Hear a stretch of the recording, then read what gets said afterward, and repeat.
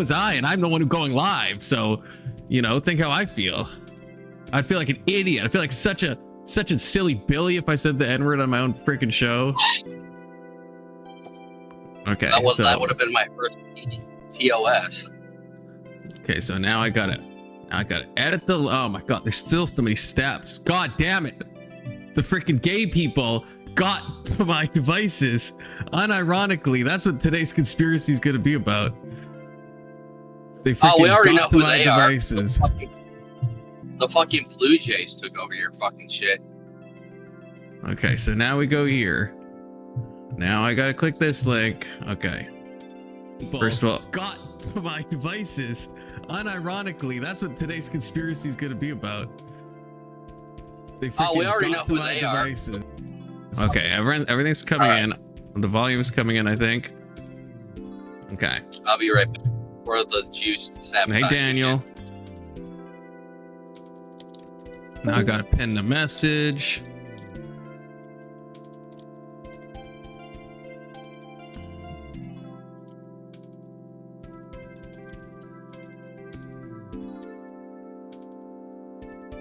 And I gotta replace. God damn it! So many steps. So many fucking steps. You gotta replace the URL with the one that, and then the ping is all fucked. Everything's fucked. That's what happens. This is what happens with when you let a Birchfeld pass. Repeal that shit, Big Soda. There, I said it. Repeal it. It'll happen. You know, It'll Michael happen. Knowles is a part of an organization trying to repeal it. It's called like Save the Children or something. It's not called that. It's called, I think it's called Greater Than, and it's with Lila Rose. And they're trying to get rid of that gay shit. Oh, there's your boy. Hey, Kirky boy, or Kirky Goy, as you prefer being called. You know Can I what, put Kirk? pictures with I'm him? mad at your people today. Your LGBTQ people fucking up my stream like that. That's untoward. How do you get away with that? Can I You guys- change my surfer? Can I change my surfer profile's name to Kirk? Yeah, of course. I hate seeing E-Mart money. No one knows who that fucking is. Okay. Because you could just call me Kirk or Kirk the non-binary person. That's Kirk the the last non-binary thing. person. That's not even. It's not even easy to say, Kirk. Oh, now I gotta change it. Oh, now there's so many steps, and now So can you my thing's can you not screen working. share? Oh yeah. Screen share? Although you really should be having the live on in the background to give me that watch time, Kirk. Okay, you can just mute it. I'll still screen share, but you know, everyone in the Discord should also be watching me in the background. Duh. I actually had a question for you, Confluence. Yeah, I might not be able to focus for the first little bit while I'm setting everything up. Okay. We'll tell you when you can focus. Would you do me a favor, Kirk, and apologize on behalf of the LGBTQ plus community for fucking with my stream like that? Can you do me that solid? Wait, what did the LGBT plus community do? They fucking destroyed my didn't- Bluetooth. They destroyed my mic. I had to make a whole new stream. It's been a fucking racket. It's been a hassle. And that's the kind of stuff that'll get you guys more persecution, is making people's lives harder. No one wants that, right? How did they do that? I don't know how they did it. But you would have to ask them, I guess. I don't You know. can't blame We people. would I don't tell know you if we knew how. Yeah, I would stop it if I knew how. Today I had 2 corned beef Reubens from Arby's. Stop eating Arby's, Kirk. That's the cause. That's what's fucking with your Ew. hormones, man. For real. I Okay, thought there we Arby's go. was healthier than McDonald's. No, isn't it like the worst quality of meat? Okay, can you guys, someone check the stream? Can you guys see Mario? Is there beautiful Mario playing right now? Can you see me I'm moving the checking. cursor around? Yeah, Based. you are. Wait, let me explain the game first, and then you can ask your questions. So this is a Mario light Kaizo, because we're starting off early, because I'm going to be rusty as shit, and no one judge my ability. I have incredible Kaizo completions on my channel. Okay, Lucid Nightmare Reds, that's my hardest if you want to see me in my final form. So this is going to be really bad, okay, but I haven't played in like 8 months. Also, this is a hack called Beauty. It's got little checkpoints, which are these things. You touch these little checkpoints, and then if you die, like so, you respawn at the checkpoints. It's kind of cool. And it's very linear, which I thought would be good for streams, so I don't have to focus on like try to figure out where the stars are and stuff. So that's all I really need to say. Other than that, you know, watch me fail at this game. All right, Kirk, you can ask your sussy questions. Who said anything about them being sussy? They're always sussy. They're Kirk. always sassy. No, they're not. They kind of are, if you think about it. They're not. So, I was curious, have you heard of constructor theory? Constructor? I barely know her, but no, I have not. So it's basically, the idea is that instead of the laws of physics being like a sort of Newtonian billiard ball, A causes B causes C, in this sort of necessitarian way, it's that the laws of physics should be rewritten in terms of counterfactuals. So had this circumstance been different, then what would have been different, given the fact that these transformations are possible or impossible? I don't know what any of that means, Kirk. You know the rules, physics, economics, you know, you can get away with some of it, but I don't know what that means. So it's like, okay, so instead of it being that you have the initial conditions and those initial conditions set the terms for everything else, it's that you have transformations of these initial conditions and which transformations are possible or impossible. Does that make sense? Kind of, not really. Big Soda, can you translate that for me? God, I'm failing so hard already. Don't judge me. Also, everyone hit the like button, okay? For real. No cap. I get the billiard ball part. I don't get what happens after that. So it's saying that instead of the billiard ball model of causality, where one billiard ball necessitates another billiard ball move, it's that what transformations between those billiard balls are possible given their context. So it's not that this billiard ball hits it and then that necessitates the other billiard ball move. It's that if two billiard balls collide, then is it possible for them to transform in such a way that one moves and the other doesn't, for example? Yeah, I still. What's the active force that would cause them not to just be like the normal billiard ball situation? I mean, would you be willing to skim a Wikipedia page about it? No. I'm playing Mario Well, Kaizo right now. I'm living my best life, Kirk. Well, okay, if I send you it in Discord, would you be willing to after? Almost certainly not, because we're probably gonna be going straight into the 9/11 conspiracy hour. What's the name of my show called? Con Theories of Conspiracies? Conspiracies of theories. Is that? I thought it was Con Theories of Conspiracies. No, I'm pretty sure it's conspiracies of theories.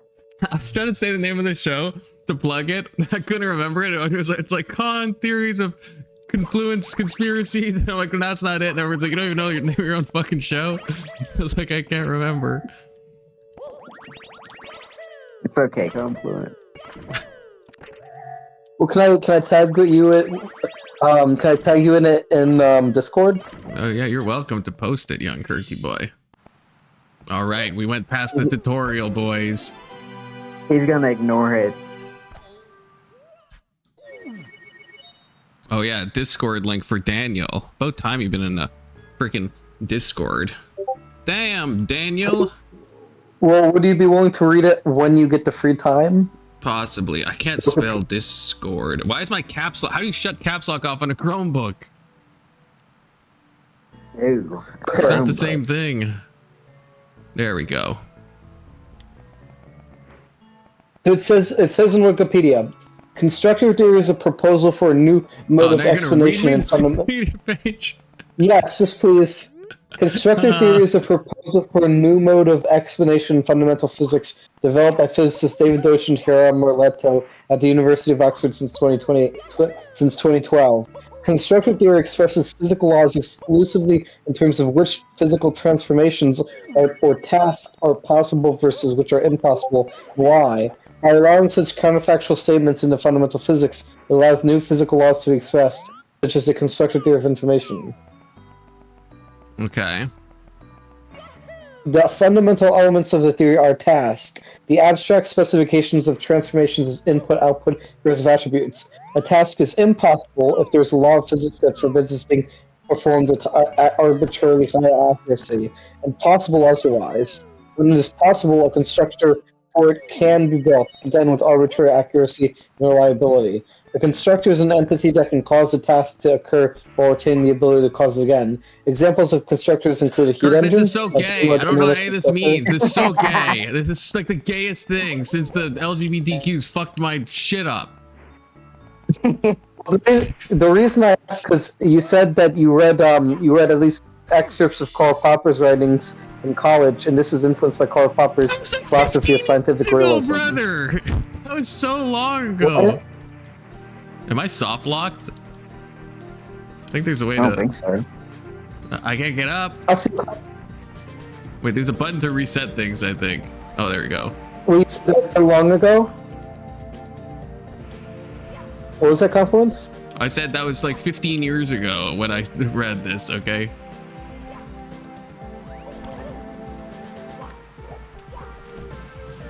How do I hit this little switch? Okay, well then I have another question. K2, thank you. K2 says, mute the K2. Well, See, it's good I'm not. Kirk, you're muted for 5 minutes. Thank you, K2, both for saving me from this talk. Because I had something interesting I wanted to run past, okay? Okay, Big Soda? Go for it.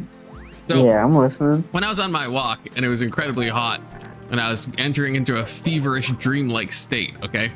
I started thinking, Okay. is there, like how everyone's like sunlight's the best disinfectant, and like I like that, like we shouldn't like stop ideas and stuff in general, like someone like a Fuentes or like a communist. It's like, okay, just let them say their stuff, and then hopefully we believe that better ideas will go against like, shit ideas, right? Ultimately. Oh yeah. But now, I was thinking, are we ideologically committed to that? Like I guess to start off, is there, like hypothetically, let's say there was an idea that was so dangerous that it would destroy society. Let's just grant that idea could exist for the sake of argument, and that it's sunlight is not in this case the best disinfectant. Like if you don't stop this idea, it will actually destroy things. Like let's say we could find an idea. Are we ideologically committed to the freedom of ideas so much that we would still be like, no, let that idea survive? Or is it based on actually how much the damage the idea would cause?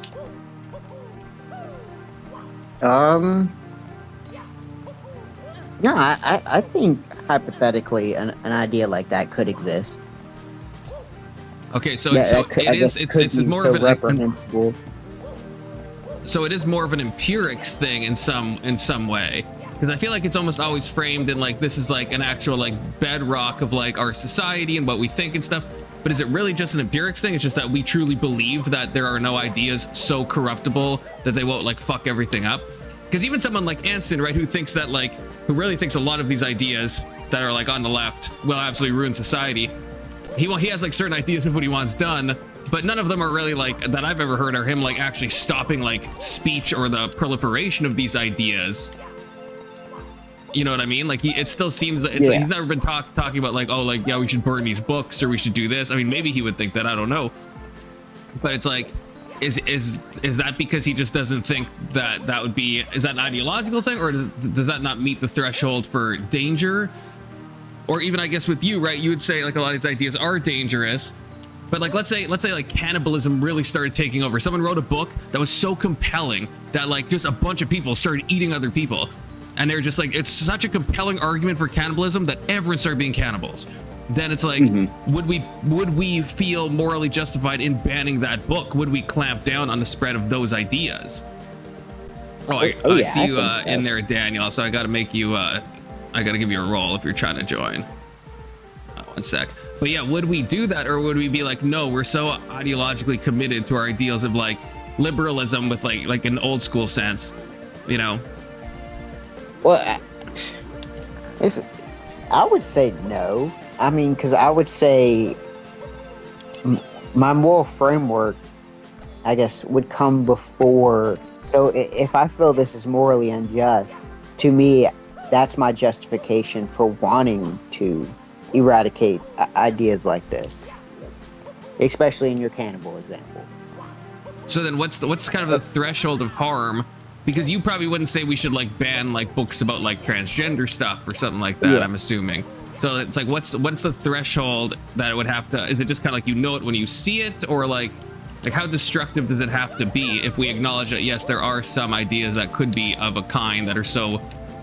Because then, can we be opposed if someone does come along and they're like, you know what, the book burnings that that the Yahtzees did, I actually think those are based, because I do think that harm is enough. Then it's like, how do we really argue against that? Because it's like their harm preference is just going to be maybe, or harm tolerance is like lower than ours might be, and we're like, well, no, those ideas might be bad ideas, but they're not so bad as the cannibalism if that's convincing everyone to do cannibalism. Or like if someone made a really compelling case where, let's say now like 60% of like young people are like taking HRT or some like absurd number, then it's like, would we think that there should be like some crackdowns on like the proliferation of information? What if like 90%? Like there is a point where there's going to be like population collapse of like 90%. Like in some, I understand these are absurd examples, but just to like kind of test the. I will say, I mean, it's that idea in itself. The idea of choosing what you have to like, what ideas do you have to eradicate, and you know everyone has that different threshold. So someone like me, there may be more ideas that I would like to eradicate than you, being someone who's, I guess, closer to the left. But I would say that me engaging in this idea of eradicating certain ideas and certain, I guess, ideologies, you have to be careful with it, because that idea itself is dangerous. And so it's only something that you feel that there is no other option. But that's a preference argument, and anyone can pick and choose, you know, that ideology of eradicating other ideologies. Right, that's the thing. It's like, because I guess I was thinking about like the Red Scare and stuff, and it's like, obviously they thought that communism was such a threatening thing to their society that they thought they were justified in like trying to actually stamp out the proliferation of these ideas. And it's like, people often look at that as if they're like crazy and stuff, but it's like, with our cannibalism, if we're accepting the cannibal hypothetical that we would do the same thing, then it's just kind of like were they right in that estimation or were they wrong? If they were right in that estimation, then was it an immoral thing to crack down on the Reds, you know? I mean, I guess you can still be. Sorry, go ahead. I was just going to say, it depends on who's leveraging the power. I mean, because I would probably say, yeah, they probably did go too far to take away almost all aspects of the Constitution for someone who believes in that ideology was probably a little too extreme. It's probably. What about with the cannibals, though? What if they believe in all the aspects of the Constitution? They just also want to eat people, and they're really, very convincing. And everyone's like, you know what? Eating people is fucking incredible. Why haven't we been doing this the whole time? Well, to be fair, Good to see you, section. First time chatter. The communism idea seems, well, that's crazier, because they're not necessarily directly harming you. There's more of an abstract harmness because they represent a certain ideology, versus your cannibal example. That's more of a direct infringement of saying, hey, these people cannot operate in our ideology. They would only kill us and eat us. And so why would we give them the benefit of, I guess, accepting their ideology into our ideology? Because that can't happen by their own ideology. Right. Does that make sense? Yeah, I think so. If we let them, if we give them the space to operate in their ideology, they're going to eliminate our ideology. Not so much in a loose way, more so in a direct way. Like they're going to eat us, and there's going to be no more people with ideology. What about a more like realistic example? I guess. Like, do you know? Yeah, I think your mute might be over. Like, have you heard of the MAP movement? Yeah, the miners against. The miner attracted. Yeah, the miner attracted people. Okay. Yeah, that's what I meant to say. I didn't mean to say against. Miners against the P word. That would be a based group. Okay, I mean that should they should take that name and use it. But so that's maybe the miners because there are real people out there that advocate for that.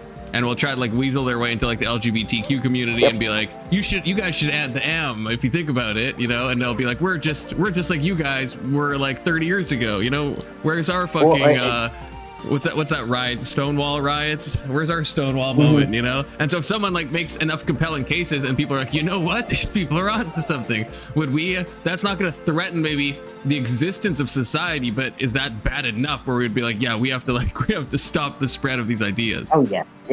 Well, I was going to say, I mean, I would go as far as that I guess that ideology in itself, that's probably where most Americans agree that, hey, we should eradicate this idea. We should eradicate the promotion of it. We should eradicate the enjoyment of it. Though. Like there is like books and stuff that people write, and it's like they're still covered under free speech. True. But it's kind of like from a societal level. $5, mute the page. If we were, sorry, Kurt. Thanks. No. I would just argue from the societal, or I guess the more cultural standpoint, if we were to poll everyone in chat, more than likely they're gonna go out of their way to eradicate the promotion, the distribution, and the encouragement of this ideology. Like from a legal standpoint, I guess we may not go that hard, but on a cultural standpoint, I would like to say most 90% of people are going to agree, hey, we have to eliminate any promotion of this idea, no matter what. I guess I'm curious, like legally, because we don't do that now. Do you think we should? Like, obviously, culturally, we should try to eradicate that idea. But what's the threshold? Would it be just enough people? Because right now it's pretty like underground. I don't think many people are compelled. I don't think it's a very compelling argument that, you know what, I think kids should have relationships with adults. But if it was more compelling, and then all of a sudden people are like, you know what, these people are onto something, then it's like, is that the level where we'd legally stop things? It seems like, I guess, I don't know if you would agree, but legally right now, we have the threshold set at the praxia of this ideology. So the moment you put this ideology into practice, hey, draw the line, you'll get arrested. But it does seem like, I guess, there is support for the conversation around it. We still allow probably too generously aspects of promoting it and stuff like that. But we've drawn a line at, hey, anytime you practice this ideology, you will be arrested and you will be shamed. All this stuff will happen.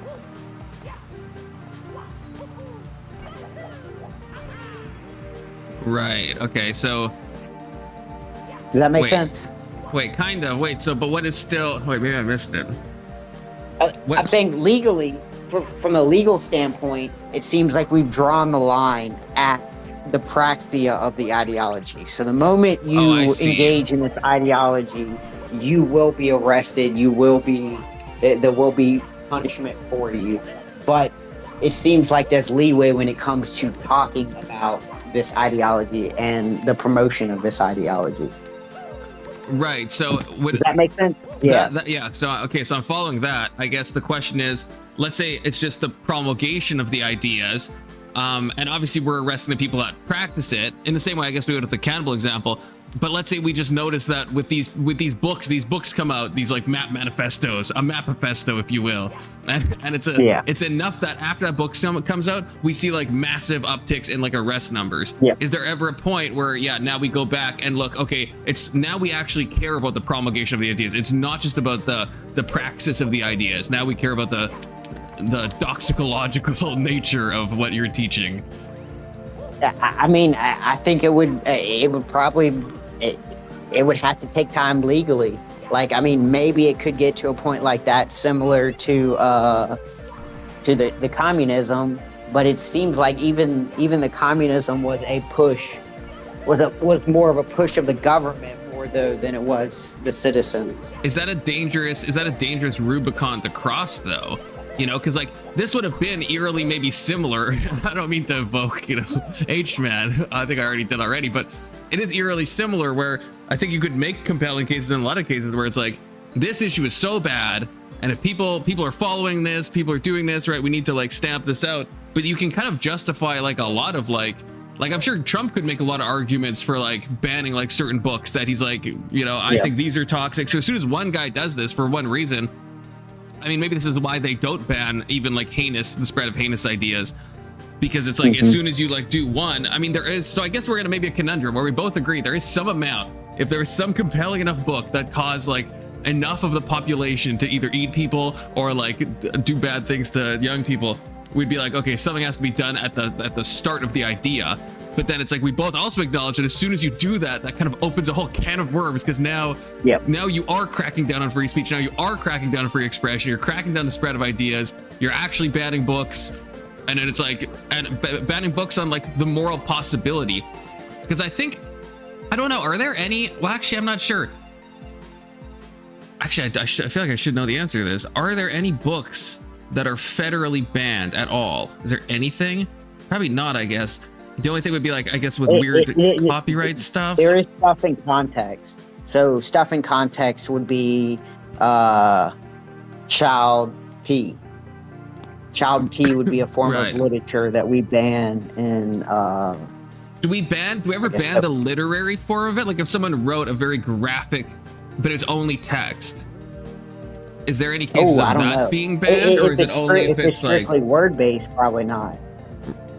The only thing I've heard of is like apparently there are illegal. I saw like a video on this, so I haven't fact checked it, but there's like a number file video or something about how there's illegal numbers because there's certain numbers, like very long primes, that are like directly tied into like our banking system for like encryption. And so if theoretically if someone published a book of that number, then that would be like something that the government would consider illegal.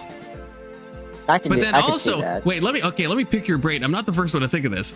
Let's say, because you know an image is just a series of like ones and zeros ultimately, right? Yeah.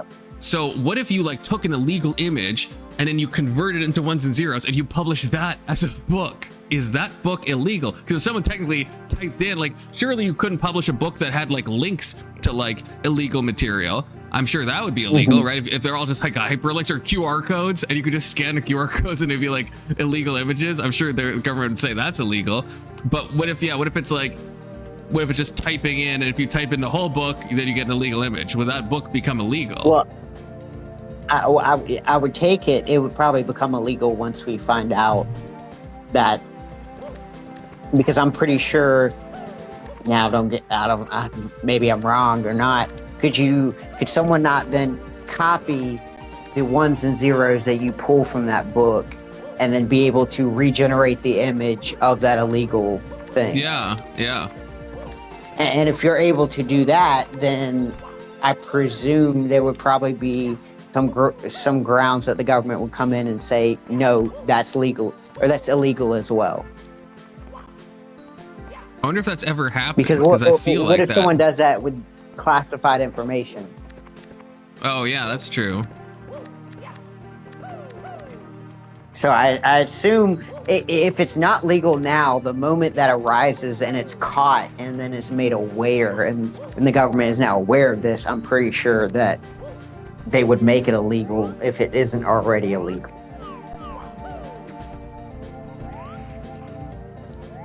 Yeah, I think that's probably true. How come no one has ever done that? I mean, I'm not suggesting anyone do that, but I guess we don't know her. A spy would do. If I'm a spy, I mean, I might do that. I don't know the time. I don't see timestamps. Can you see timestamps when you're in Big Soda? Look at the sun. Tell me where it's at. And I'll tell Kurt. He recommended. He said. Yeah, no. He said at 4:00 to mute me, and so now I'm muted. Okay.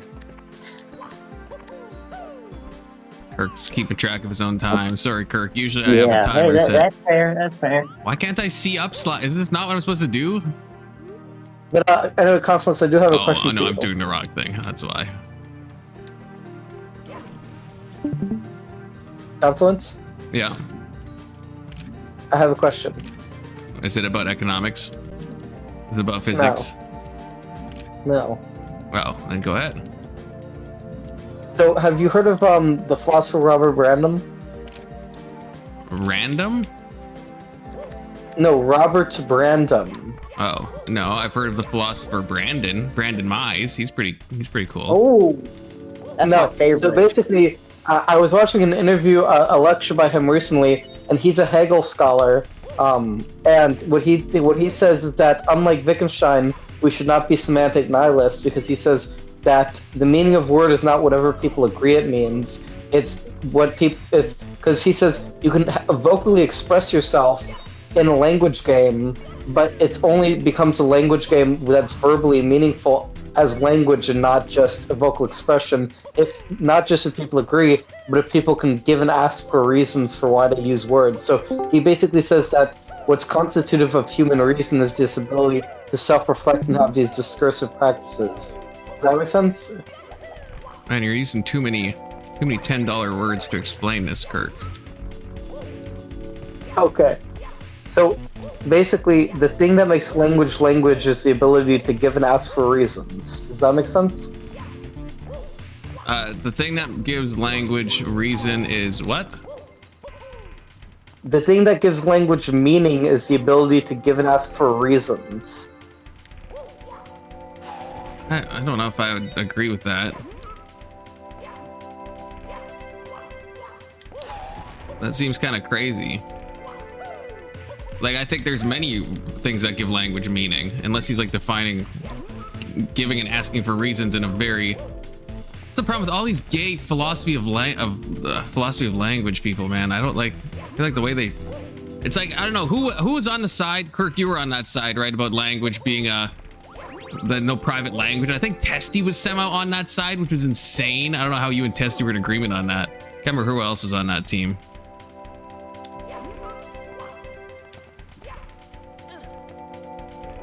Yeah, I think I told you, there was this one time when I was asking a trans woman if she thought that Wittgenstein's philosophy of language was relevant for trans rights, and she didn't know who Wittgenstein was, and I found that kind of crazy that she knows who Jordan Peterson is. That's the dumbest thing you've ever said, Kirk. And you say a lot of dumb things. If you know What's who so dumb? every That trans can't be the person, dumbest. I've never met a trans person in my life. Me and Big Soda were talking about this, that first of all, most of them, maybe all of them have been online. And for me, there's been a fair amount of them. They all know who Jordan Peterson is. They all do. They all do. Because of Bill C-52 or whatever it's called. That's the wrong one. Whatever it's called. I can't remember the name now. And I'm in Canada. C16? C16? Yeah, but how does she know, Bill but how does she not know 67? who Ludwig Wittgenstein is? Because I'm saying She knows who Jordan Peterson is. because Peterson went into the trans stuff with like the compelled speech. Every single trans person on God's green earth knows who Jordan Peterson is. Why the fuck would they know who Wittgenstein is? Well, because I know friends who don't know who Jordan Peterson is, but know who Wittgenstein is. Do you know do you know trans people who don't know who Jordan Peterson is? I've never met one. They all know who Jordan. They all know and despise Jordan Peterson. Well, no, but what I'm saying is, if Hey, there's Christian. people who know who if there's people who know who Wittgenstein is but not Jordan Peterson, why are there people who know Peterson but not Wittgenstein? What? That doesn't make any sense. If people know X but not Y, why are there people who know Y but not X? What? That's just a bad syllogism. What do you mean? What's the flaw in my reasoning? The flaw is, let's say, everyone knows who Donald Trump is, but wait, let me think about this. Okay, pick Donald Trump and then some like obscure philosopher, okay? There's people who know Donald Trump and don't know Wittgenstein, but okay, wait, I know, I see what you're saying. No, Donald Trump's a bad example in that. But wait, that makes sense when one thing is a crossover and one thing is not a crossover, right? So if it's a one-directional crossover. No, but I'm saying there are people who know Peterson but don't know Wittgenstein. So what I'm saying is, why are there people who know Wittgenstein but don't know Peterson? I'm saying it's where someone who knows who X is doesn't know who Y is. Why would there be someone who knows who Y is but doesn't know who X is? Right, I see what you're saying, but I think that happens when you have a one-directional crossover, right? So it's like if there's something No. like What do you mean no? Like, give an example where you would know where you could have one person who knows who X is and doesn't know who Y is, and then there's a person who knows who Y is and who doesn't know who X is. Wait, give an say example. Say it again, man. I'm on track. Okay. Give me an example where outside of Jordan slow. Peterson and Wittgenstein, where someone knows who X is but doesn't know who Y is, but Okay. and then you have someone else who knows who Y is but doesn't know who X is. Wait, wouldn't that happen? Am I misunderstanding this? Wouldn't that happen all the time? Like, let's say like, I don't know, let's say like Joe Rogan and then like Nancy Grace, that like trashy TV talk show. There's some people who know Joe Rogan who don't know Nancy Grace. There's some people who know Nancy Grace and don't know Joe Rogan, because those are two separate, at least in the way you're saying it, unless I'm misunderstanding, right? That's someone who knows X but doesn't know Y. There's also someone who knows Y who doesn't know X. Am I misunderstanding? That happens all the time. Yeah, but everyone knows who Joe Rogan is. No, there's people who don't. Like freaking old people, they'll know who like Don Lemon is or something, and they'll have no idea who fucking Joe Rogan is. These people exist. Like my grandma probably knows like, you know, like all of the like, you know, talk show people. She probably has never heard of Joe Rogan. She probably has no idea. Oh, as if I broke the box at the very end. Are you kidding me?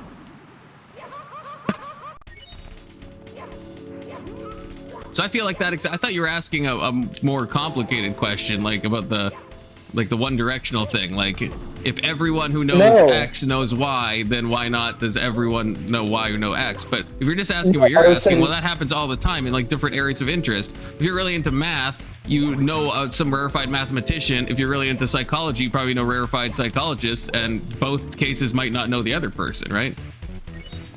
So I feel like that's like trivial. Yeah. Hey, Brandon. But I Nancy thought Grace. See, Wittgenstein... young Christian example here. Good thing you don't know. Nancy Grace is a fucking psychopath. Okay. Why? I have no clue who Nancy Grace is. Okay, there you go. And I know people who know Nancy Grace who doesn't know Joe Rogan. Well, for example, so didn't you say you don't know who Carl Jaspers is? I know the name, but don't know beyond that. Okay. Well, what's an example? You don't know who I was trying to think, what's the name that you don't know? I don't know, you know every name. I know every name. I know every person. I don't know your stepmom's name. She just tells me to, you know, call her mommy all the time, so. Are you being serious? You know every name? Every name. Good luck finding a name I don't know. Do you know who Every Skawa is? Nope. That's you found the one name I don't know. That's literally the only one, though, in my defense. So he's an obscure French mathematician, and I have a friend who knows him, who's a mathematician, and you don't know him, but he doesn't know who Wittgenstein is, and you know who Wittgenstein is. Right, see, so even you have discovered this happens all the time. Can I not pick up a box on a freaking conveyor belt? Is this not a thing? Really? So wait, did you read Carl Jaspers in college, or? I don't think so. Like, well, then where did you hear about him? Probably in college, but it's like in a lot of like psych stuff, a lot of times it's like these people are just, you know, if they're like related to a topic, it'll be like, this bro thought this about this. Oh, why did I jump there? Right, and it's like, so you hear the name, you hear some ideas. It's like even like the existential philosophy that or psychology you've asked me about. It's like I never took an existential psychology class. It would just be like as a part of other classes, if they had some relevant idea, they'd be like mentioned in the textbook, or the prof would like mention them, you know what I mean? So it's not like a whole like study on this person or anything like that. Yeah. But the only thing I know about him is that didn't he teach do you know who Heidegger's girlfriend is? No. Okay, Heidegger had a girlfriend. No, Heidegger had a girlfriend who wrote a book about Eichmann. I don't remember her name. Like the Nazi? But yeah. And I think he taught her. So Jaspers taught the girlfriend of Heidegger, who was Jewish. Yeah, Heidegger got like very like Nazi adjacent, right? Yeah. Brad says he's being dead serious, so he knows everyone except that guy, like he said. There's always the exception that proves the rule, you know. Yeah, I think I'm looking it up here. Heidegger, Jaspers. It's saying that they were different existentialists. Let's see. What was their relationship? Whoa, this is So cool. it's saying on Safari that they were both phenomenologists and existentialists.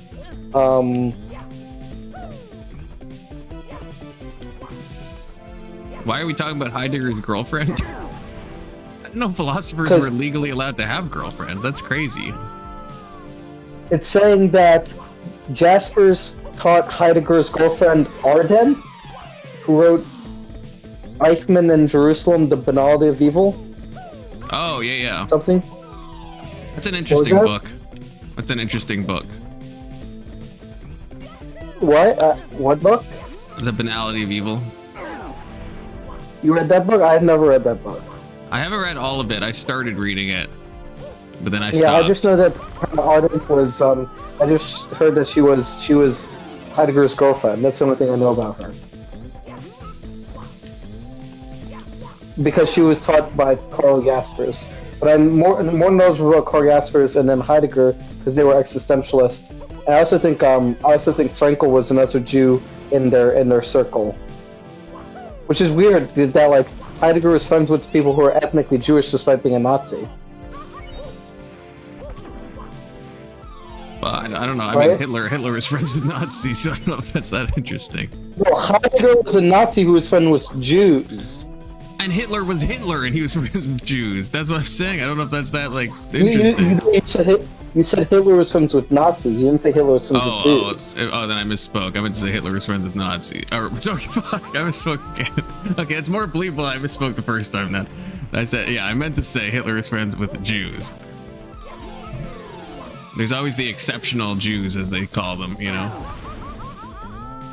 Like George Soros. No, he's a very unexceptional Jew. I'm joking. But wait, you would say that he would be exception for the Nazis. Didn't you say that George Soros works for Nazis? Yeah, he did. He said it was the happiest days of his life, Kirk. Crazy, eh? Would that be the happiest days of your life if you were being a race traitor to your own people and stealing their property? No. Yeah, exactly. A little sus. You think about it. No! Oh my gosh, I almost died.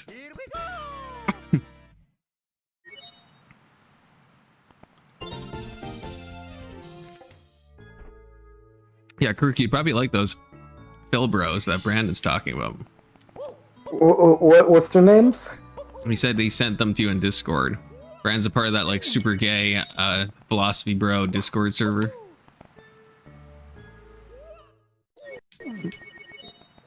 Which Discord server?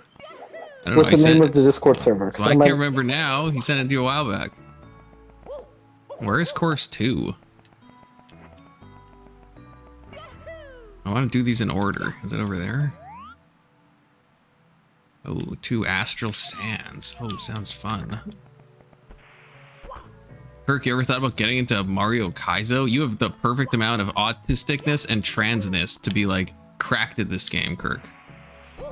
That's like the only 2 factors that like really make you a good Mario player, which is why I'm not a good Mario player.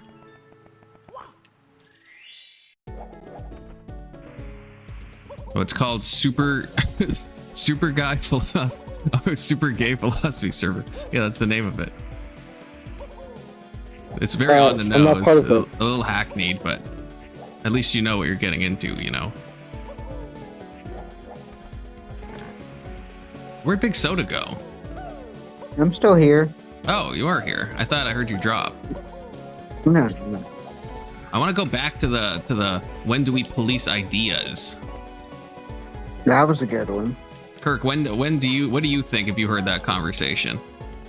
how dangerous does an idea have to be before we should legally police it, knowing that we're crossing a giant Rubicon by doing so, but also knowing that there could be ideas so out of pocket that maybe we do just have to put the kibosh on them, as your people would say. Real quick, just to address Brandon, I'm part of philosophy STEM. But were you saying confluence? When is an idea so bad that you have to actually like make the idea itself or the book itself illegal? Do you think there's such a point where that even could theoretically be possible? Because we're all like usually like big L or little L, I guess. I don't know which one. Like the classical liberal coded, you know, where it's like, oh, the sunlight's the best disinfectant, you know, bad ideas will cuck good idea, or well, bad ideas will not cuck good ideas. And so we should just let the, you know, the dialogue, the marketplace of ideas go, and it'll handle itself. But I'm saying, could we imagine a hypothetical situation where that's not true? I used 2 examples just to get you caught up. I said, what if someone wrote a book about cannibalism and people read that book and they're like, you know what, this cannibalism thing, those people seem really tasty, and I think I'm gonna start eating them. Or someone writes a map book, like a minor attracted person book, and people are like, man, those kids look real tasty. I think we should, I'm just kidding, but something like that. And people are now compelled by this idea to do this. Do we make the book illegal? I think that basically, if someone is advocating for crime, they should be thrown in prison. But if someone's just, and if someone is, so if someone's saying like you should go be a cannibal, or you should go be a minor attracted person or whatever, they should be sent in prison. I don't know if that is illegal though. I'm not sure. But let's say it wasn't. Let's say it was just like, let's say it was just a. Because there are like probably books that exist about, I don't know about cannibalism. They're probably, someone probably. I mean, I know there's that famous philosophy thing that was like meant to be a bit of a goof about eating like poor orphans or something, but someone has probably tried to like steel man it in like a for real, no cap kind of way, you know? But let's say someone just wrote something, like maybe let's say it was even like for a weird example, let's say it was a fiction book. Like, you know the book like Lolita? Oh. By, I can't remember who wrote it, Victor something, like a famous book from back in the day, and it's like some relationship between like some like 12-year-old and some like old man or something. I'm not sure, but like, and so it's just a fiction book. But let's say for some reason there's something like that where people read it and they're like, you know what, this guy's onto something. That it's like, but it's just a fiction book, so it's not like, it's not illegal, and in fact, it's not like you shouldn't probably arrest the guy who wrote it, right? Even if we think, oh, it's a weird book or whatever, it's like, well, it's just a fiction book, you know. But if it did, if enough people read it and had like, you know, decided to do untoward actions, or you know how Catcher in the Rye, brilliant book, by the way, I think we've talked about it, right? As it was found like on a bunch of like people who did like assassinations of various like presidents and stuff, like I think John Wilkes Booth had a copy, and like Henry Lee Oswald, and there's been like a few people that like had a copy of Catcher in the Rye on them that like did like assassinations. It's like a fun fact, and it's like there's nothing in the book that would make me want to assassinate anyone, but you know, people get, you know, literature is what you make of it, I suppose. So like in an example like that, let's say it's like with every school pew-pewing, there was like someone had a copy of Catcher in the Rye. Would we eventually make Catcher in the Rye illegal? Answer your question, because you've been monologuing quite a bit. Yes, I think that there's a certain point at which something should be illegal, but I don't know what that line is, and so I'd have to think about it more. Wait, what's that? Wait, when did you ask me a question? I didn't ask you a question. You asked me a question. Well, I thought you just said answer. Right, but I want like, but I guess like, what's the? I guess I want more than what you just said. Like, yeah, say more. I told you I'd have to think about it more. Like, if it's not a question I've considered, I'd have to think about it before I have a more informed perspective. Well, that's a lame discussion. You're supposed to think of it on the fly, young Kirky boy. You're supposed to just like go with it, you know. Do you I think I know a philosopher you haven't heard of. You're gonna change my interesting discussion into some gay discussion. How dare you? No, I'm saying I don't know what my answer is. Like, I don't know, because I value free speech, but I don't think it should be at the expense of people's lives. I just don't know what the answer is. I mean, that's a fair perspective. But anyway, I think I know a philosopher you haven't heard of. What? Have you heard of Noisen Taleb? I think I actually have, yeah. Oh, Like okay. I feel like I know the name, but I don't know why. Okay, so he's a contemporary finance and economics guy who's critical of forecasting because he says that the problem with forecasting is. I think you sent me one of his videos. Is that why I fucking know him? Was that Yeah. that stupid video I got really mad at you for making us watch? I didn't make you watch anything, but I think. So why do you think I don't know who he is if I literally watch one of his videos? What a stupid guess of someone I wouldn't know. Well, did you know him before I recommended him? No, but I know him now. My claim is not when I was born I knew everybody. My claim is now, in this current moment, I know everyone except for that one guy you mentioned. That's my And you claim. don't know who our Venom is. Oh, that's true. That's true, I guess. Fine, 2 people. Where are these other fucking red coins, man?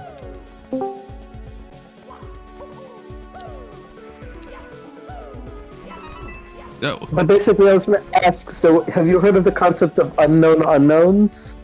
Yeah. So, basically, for people in the audience, the expression "unknown unknowns" is the idea that Don Alonso put forward that when you're talking about something in military strategy, there's things we don't know, and we don't know that we don't know them because they don't even exist in our cognitive frame of reference. Right? Those are the scariest kinds of unknowns. Yeah, and so he uses this to argue that all economic forecasting is inherently limited because there's always a possible variable for a future event that will occur that will be different from our current models. That's probably. Yeah, I think yeah. Well, I think he even talked about it in the video. I just thought that was very obvious. But I don't think that means that a model has no merit. Ah, fuck. Hey, Steel Man. And, yeah, Mario does know the then truth. there's He eats also- those fucking Amanita muscaria, okay? And then there's also what's it called, Agrippa trilemma, right? That Natsu Erudite likes to harp on, like. Oh, yeah, Brandon loves something talking like about that. Unironically. This is bread and butter. I wonder if Natsu Erudite would let me in her clothes. See, I knew you were gonna say something gay. She'd probably ban you from her chat like that other woman. Yeah, like ice beans. She'd ice bean you out. And she should, to be honest. Why? I don't think she would. Well, based on what you just said, you know. Well, I Where is wouldn't this say it last to red? her. Yeah, that's what they all say. You probably said it to ice beans. No, I You, didn't. you little sicko. I didn't say tie spins. I did not.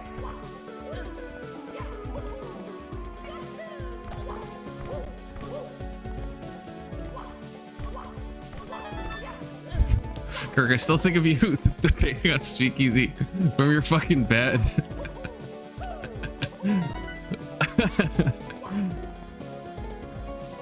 It's just such a funny image. Kind of mogging Steelborn from your bed with half your face shown at any given moment. What does mogging? Wait, what does mogging mean again? It means you did a good job. No, but no, I don't think that's her right. I would ban because I wouldn't say it to her face. Look, if Not So Erudite despised Brandon, which she apparently did, Brandon says, I'd rather unalive myself in real life than talk about that again. Than have another Agrippa's trilemma with Erudite. Oh my god, where? Oh, it's up there. What the fuck? Why couldn't I see it before?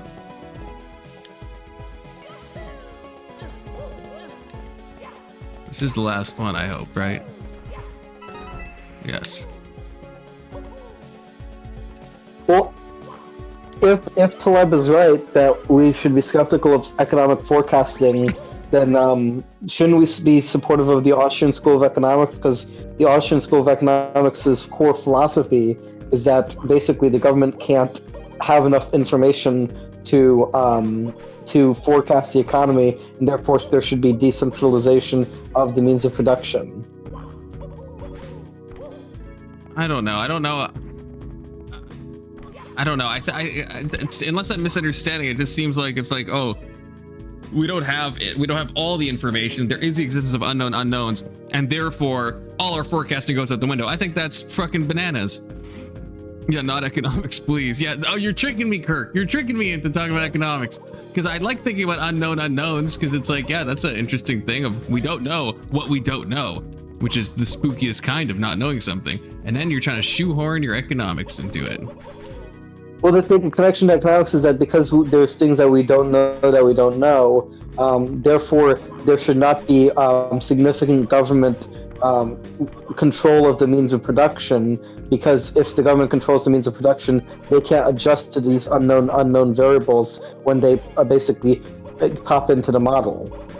Yeah, and I don't know if that's like a really good argument, because like I just answered, I think just because there's the existence of unknown unknowns, and I accept that, it doesn't mean that you don't know anything. Just like in a military situation, you have unknown unknowns, but you still plan things and you're still often right. There's a lot of situations in life where you don't know things that you do know, and you also don't know even that which you don't know, and you're not aware of those things. But it doesn't mean we can't make accurate predictions. I mean, look at the stock market. People obviously that know what they're doing make money off the stock market, right? There's a lot of unknown unknowns in the stock market, but there still is a positive trend in people making money off the stock market. So obviously even with prediction markets, we still see this, right? So it's like, so why, I don't know why when it comes to like this central planning thing, we're like, well, no, anytime there's any intervention, it's going to go sideways, because there's some amount of unknown unknowns, and the amount of unknown unknowns is itself unknown. I don't see why would that, like, if it doesn't work in praxis, then sure. If we empirically can show that there's just so many unknown unknowns that anything we do is going to fuck things up, then I'd agree with you. But I don't think that's been shown, right? I mean, I think that yeah, basically. But the thing is, there is this tradition of libertarians with this skeptical mindset, right?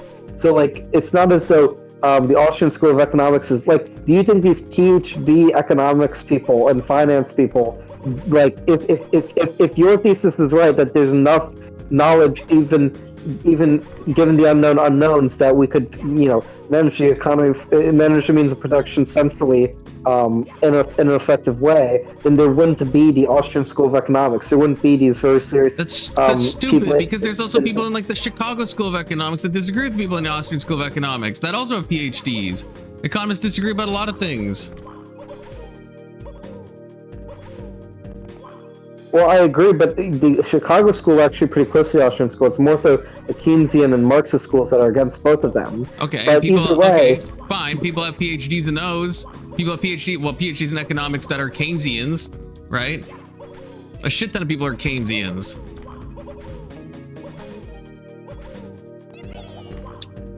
I'm just saying, when very smart people take an idea seriously, it's generally good to take the idea seriously.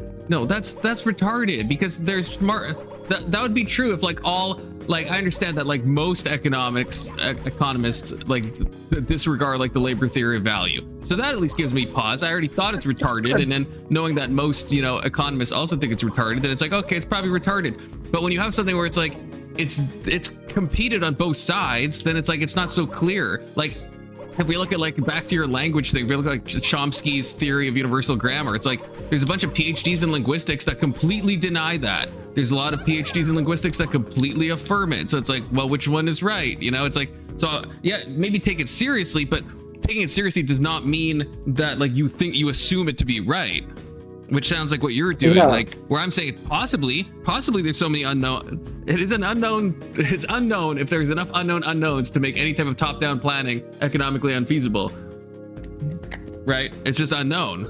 It's like, so yeah, it's fine to consider it. It's like, I'm not saying I would disrespect someone for holding that opinion. I'm just saying I have no idea if that opinion's likely true, especially because there's people that have PhDs on both sides that will disagree to the death over it. Yeah, but with regards to the like Agrippan like trilemma for foundationalism, the bottom line is that if there's an infinite regressive justification for our beliefs, think about how much more so justifications we would have to give for economic beliefs, given that the economy is so complicated. And so given that the economy is so complicated on top of the already complicated system of knowledge anyway, because it's an open system, then logically it seems like it would be more complicated, such that we couldn't manage it top down, because of how the sheer scale of it. Yeah, I hear what you're saying. I just don't know if it's the case. It could be the case. Yeah. What if an unknown is thinking the government can't do that and relying on the market is preferable leads to way worse economic outcomes? I know someone that can defend the labor theory of value really well if any of you want to try and critique it. I would want to, I mean, like, I'm more trying to like understand, because even like reading, I've only read the Communist Manifesto. I've never read Das Kapital, but even like reading it, like I've said this before probably, so I'm probably repeating myself, but I think there's a lot of good criticisms of like laissez-faire capitalism in it. But the labor theory of value, even when I've talked to people, I've asked AI, like, explain this to me, like, really, to make sure I'm getting it, and I just don't. It gives me the same vibes like when I was talking to Vigi on panel about like the co-ops, where it's like I keep thinking I must be missing something, because there's no way people sincerely hold that, like with the co-op thing, that like you would just get paid, the janitor gets paid as much as everybody else in this like theoretical world. I'm like, that doesn't make sense. I'm like, I must be like straw manning it. And so with labor theory of value, it's not like I want to really go into a debate. It's just like, it's more like I feel like, yeah, if someone can explain it to me in a way that doesn't sound completely retarded, because it's like, obviously your labor isn't going to be what determines the value of a product. It's going to be the market that determines it. If you spend, and like, so maybe this is a straw man again, but I've really tried that. It's like, if you spend a bunch of time making a fucking, table, and you put a bunch of money into making this table and a bunch of time, and you've spent so much labor on it, but just no one wants your fucking table, it's not really worth the amount of labor you put into it. You put too much labor into that table. If no one wants to buy your table, then it's not worth, you can't say it's worth, well, my time is worth this amount of money, and so this is like a 50-hour table. Someone might prefer the 2-hour table. So I don't get how the value could ever be determined by the labor that's put into it. It's obviously, to me, determined by what the supply and demand. And maybe I'm too like capitalist cucked, but no one's ever been able to explain to me why or how. Good to see you, Mara, by the way. Capitalism works. Would you be willing to watch, by the way, the video I sent in the philosophy section, from German idealism to American pragmatism and back by Bob Random? Kirk, I don't want to lie to you, so I'll tell you, I will absolutely watch the entire thing multiple times. Okay, be honest. Like, no.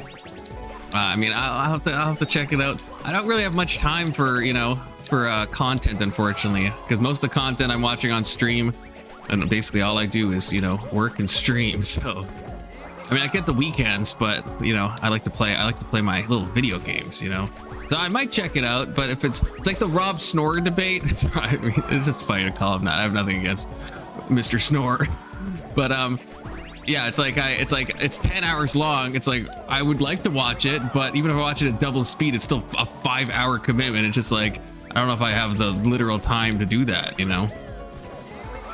Well, so basically the argument he says is that he argues that what's distinct, at least about human, and I don't know if this is true for other animals, but perhaps other animals, but at least for humans, what's distinct about our linguistic capacity is our capacity for saying, the reason that I can verbally express something is because I can give a reason for it. Like, the reason that I can say this is an iPhone that I'm holding is because it's objectively similar to other things that we call iPhones. Sure.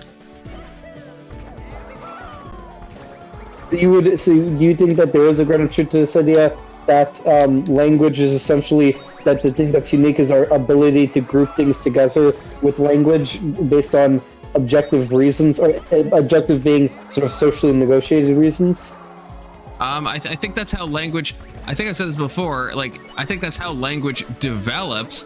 I utterly reject the idea, at least how you've explained it, of thinking that language has no purpose or ceases to hold any meaning because you can't know if you're wrong or whatever, or if there's no one to like fact check your definitions or whatever. I completely reject that. But anything that's talking about, like, is this the primary use for language? Is this how language originally came to be? Then sure, obviously it's a social thing. But yeah, I fully reject that language has no like private utility, even if you're like on an island. I think that's like fucking cuckoo cocoa puffs, you know? Well, it's not that language doesn't have private utility. It's just that if there's no one else to communicate with, there is no language by definition. And I think that's a retarded definition of language. I don't know why you define language in that way. Like, that could be how language started, and I would agree that's how language started, is obviously through groups, but something can evolutionary start one way and then end up having multiple functions, right? I mean, there's a lot of examples of that, right? Like, even like crying or something, or like dancing, these things, like, they all have like probable reasons on what they're doing in like one context, but they can still have utility in other contexts, right? And so I don't know why we would take this example of language and say, oh, just because we found an almost certain thing that's obviously about, you know, group, and there has to be some shared meaning, it can't be fully private. But then to say it can't also then be private, that there couldn't be some emergent property of language that's useful for something, like I said, like journaling, even if you're on an island, or talking to an imaginary friend, right? I don't know why we would say that that stuff is impossible. I would just say that if you can't be wrong in an intersubjective context, because the reason that you give for a language can't be checked against another reason, right? You can't give and ask for reasons with another person, then it's not language. But that's just, I'm saying, it's just a definition of language. Right, and I just think that's a very poor definition of language. I don't know why we would define language in that way.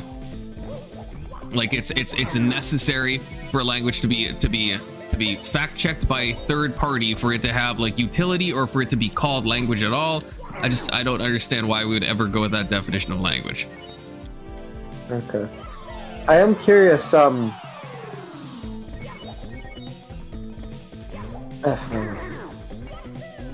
did you say never mind. Yeah, I would I'm confused.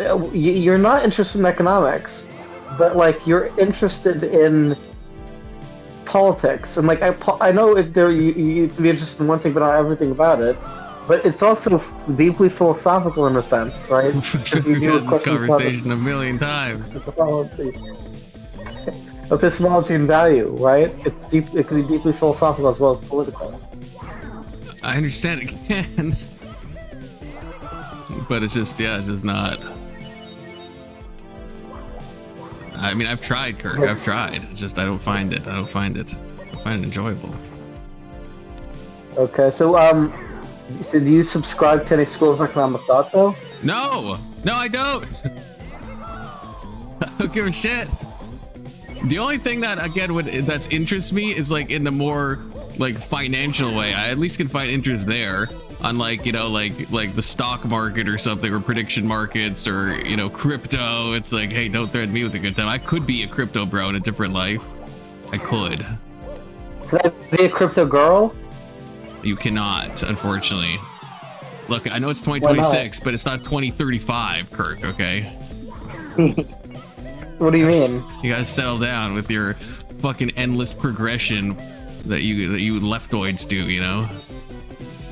But why can't I be a crypto girl? Because you're not a girl. It's just too much, too fast, okay? I'm just confused. If I could be a girl, why can't I be a crypto girl? Well, you can't be a girl for once, so that's, I guess, the main problem. Good lord. Okay, well, why can't I be a woman? Can I be a For some woman? reason, you can't be a girl. I think that... Because you can use the word woman or girl to include trans women and trans girls. I don't. I'm not, like, that's a presupposition that you want that I'm not granting. Yeah. I don't, this is to the point about, like, giving reasons for your language. Like, I guess my question is, like, what is the reason you'd give confluence? Well, I don't think it's just about, like, for me, it's not a semantic issue necessarily. It's like if you're asking me that, like, will I, like, cause yeah, I'll use the word trans or the words trans women, right? But, and I'll use people's pronouns as we've talked about and stuff. But at the end of the day, if they're like, if I'm being sincerely asked, do I think this person has succeeded in like switching gender? I don't really think that's like something that's like has happened, I guess. I guess my point would be, like, what reason do you have for positing that there is a fact of the matter beyond the semantics. Because I think that, well, I understand. I'm fine with redefine. Like, this is the thing. This is why it gets into a semantic thing. Because I'm fine with redefining or defining correctly or whatever that gender and sex have overlap or not synonymous. I'm fine with that. And so for the purposes of language, I'm okay with this. It's like if you wanted me to call like a bat a bird, it's like, for normal context, possibly, or like a whale a fish. It's like, yeah, I mean, it's close enough to a fish that if I saw a whale and a bunch of other fish, I might be like, look, guys, there's so many fish there. If someone's like, actually, that's a mammal, I'd be like, yeah, okay, but I'm calling it they're all like kind of fish if you think about it, right? So like that is what I'm saying. So, but if you ask me, okay, but that whale, do you actually think it is biologically a fish, or do you think it's biologically a mammal? I'd say, well, I think it's a mammal. So it's kind of like that issue. Yeah. It's not just about the words, right? It's about, I'm talking on the level of like of ontology. So it's like, if you're I guess, yeah, it depends what you're asking me. If you're, because I'll say like trans women exist, right? But if you're asking me, are trans women women, and you're redefining women as someone who identifies as the gender of a woman, then sure. But if as soon as we're talking on an ontological level, then I'm going to disagree again, you know? Yeah, then I would just say at that point, we don't disagree. I'm just saying that because I don't think anyone is saying that a trans woman is the same as a biological woman in every respect, or if they'd say that, they're crazy, because obviously there's differences. I'm just saying that the people who say that are few and far between. Right, so I guess so, because Brandon is saying that it's a semantic. My dispute is really not so much over the semantics as it is over the ontology.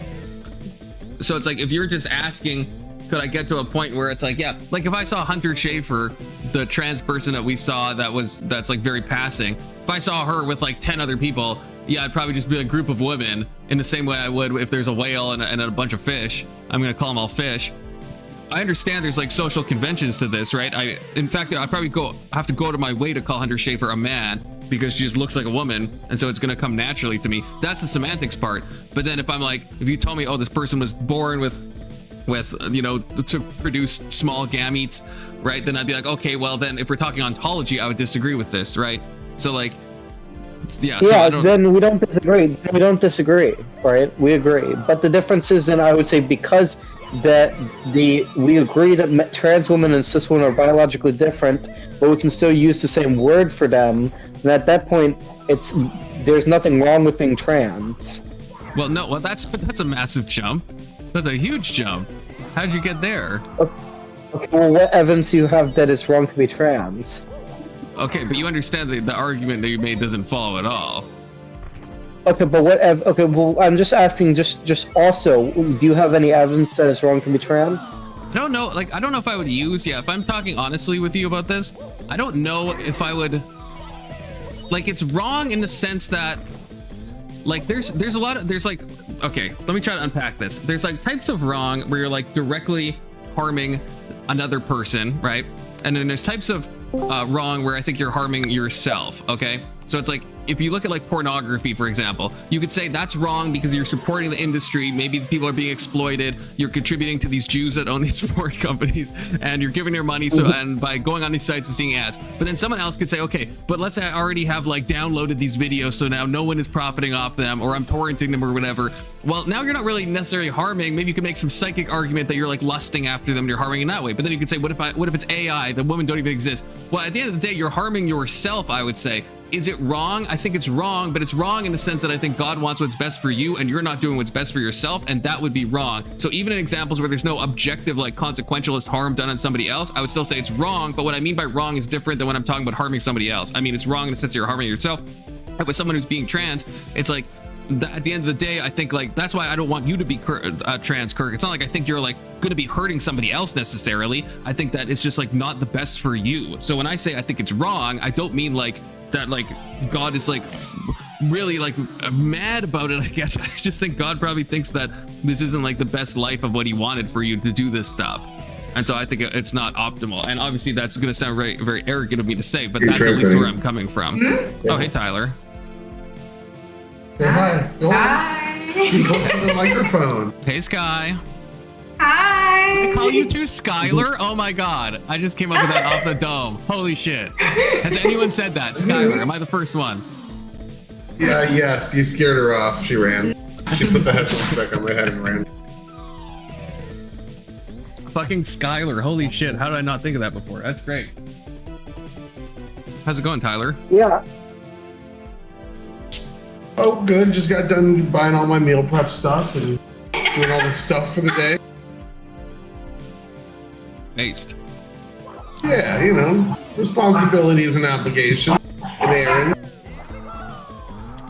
So, okay, Kirk, what do you think about what I said about my argument and why I think it's... then what I think is you're right, that is a category of things that exist. But then my question is, what evidence do you have that being trans is harmful for yourself? Well, I would look at stuff like the insane suicidality that happens with trans people. That's at best like mildly fixed with like intervention, but oftentimes really isn't. Like sometimes like some studies seem to show almost like no benefit. I mean, Tyler can speak more to this because he knows more of the studies than I do.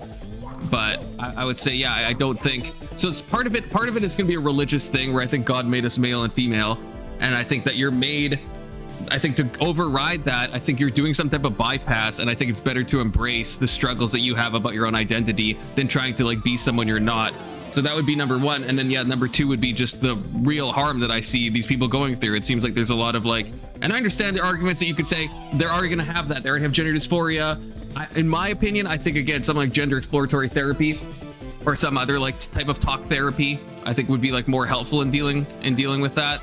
But that's going to be an empirics question, and we're probably going to disagree on the studies that we would want to use and what the studies are really saying or what they're measuring. But yeah, my argument would be twofold. One religious, and then one, yeah, the actual just the suffering we go through. And I think you would at least agree on that, Kirk, at the very least, right? Trans people have like some of the highest suicide rates out of like literally any cohort that we've ever seen. And so it's and like 5 times more likely to have mental illness from other different illnesses as well. There's no positive to embracing this shit anymore. Like, I don't know why the fuck we're still talking about it. So it's like, so, but I mean, I guess the argument back would be maybe these people already have this, but I don't, you know, even as I'm saying the argument, because the argument from the other side would be like, these people already have this thing, and so you not dealing with it, it's not going to like fix their suicidality or their mental illness or whatever. But then it's like, I keep thinking about, I think like fucking Knowles or Shapiro said this a long time ago. It's just where I heard it, and it really stuck with me. It's like, where were all these people mass unaliving like before all of this? Because we have like unalivement rates, you know, from like pretty far back, and this trans and in much really, more like, extreme circumstances too. Right. So it's like, so if there were these people, because obviously if we're saying that trans people existed throughout space and time, which I agree, we can point to some examples of people that were like gender queer or whatever the fuck. I agree we can do that. But then it's like, it's not like in the 1910s, we just had a series of people unaliving themselves and we're like, man, that guy just seemed kind of effeminate, and then he just offed himself. Like, we don't have that. So, and people would have been less accepting of it now. People are more accepting. So we have higher suicide rates despite having more acceptance. But that's what they always point to. They always point to, I'm not being accepted, and that's why I'm so depressed and stuff like that. But that obviously seems not, that can't be held in conjunction with the view that they've existed throughout all times and cultures, because then where is the unalivement in those times and cultures for people struggling with their gender when it would have been way less accepted back then? Well, I think the argument would be that that there was similar suicidality. It's just that it wasn't reported because they didn't have documentation of it beforehand. But we do have documentation in a lot of these places. I guess that's the thing. And the reason for suicidality would be argued that when you don't affirm someone of their identity, they're more likely to harm themselves. Right, but I'm saying then why? So where is that throughout? Even in the past, even in like let's say like the 60s or something, like not even like that far back. I'm talking times where we definitely have data on like unalivements and stuff. It's like, where was all that? I mean, trans people are like 0.1% or probably less than 0.1%, or trans people are not a lot of the population, so it makes sense why they would not be significant in terms of the population of like suicidality. But now that we know they're there, we can see the suicide rate. Are you following? Yeah. We know they're there and we can measure this, so why hasn't it been measurable before we understood that this group of people were existing? Well, I don't know why, if it was measured or not. I'm not familiar with the data on that. They measured suicide rates prior to. They measured reasons why prior to. And nowhere ever do they ever said, because I'm in the wrong gender, body for my gender. Never was that a reason until it became a reason. And now it's the reason. Oh, yeah, no, I'm not familiar with that. Yeah, it's like you think we'd have all these like even like journals or something. We have a lot of like reasons on why people unalive themselves in the past and stuff. And why wouldn't we see this thing pop up? The best we can point to is like of even saying that trans people existed is outlier cases. Yeah, there's like certain like people that were like, if that guy lived today, I bet they'd be trans. And it's like maybe. Like Buffalo Bill from the Hannibal Lecter movie.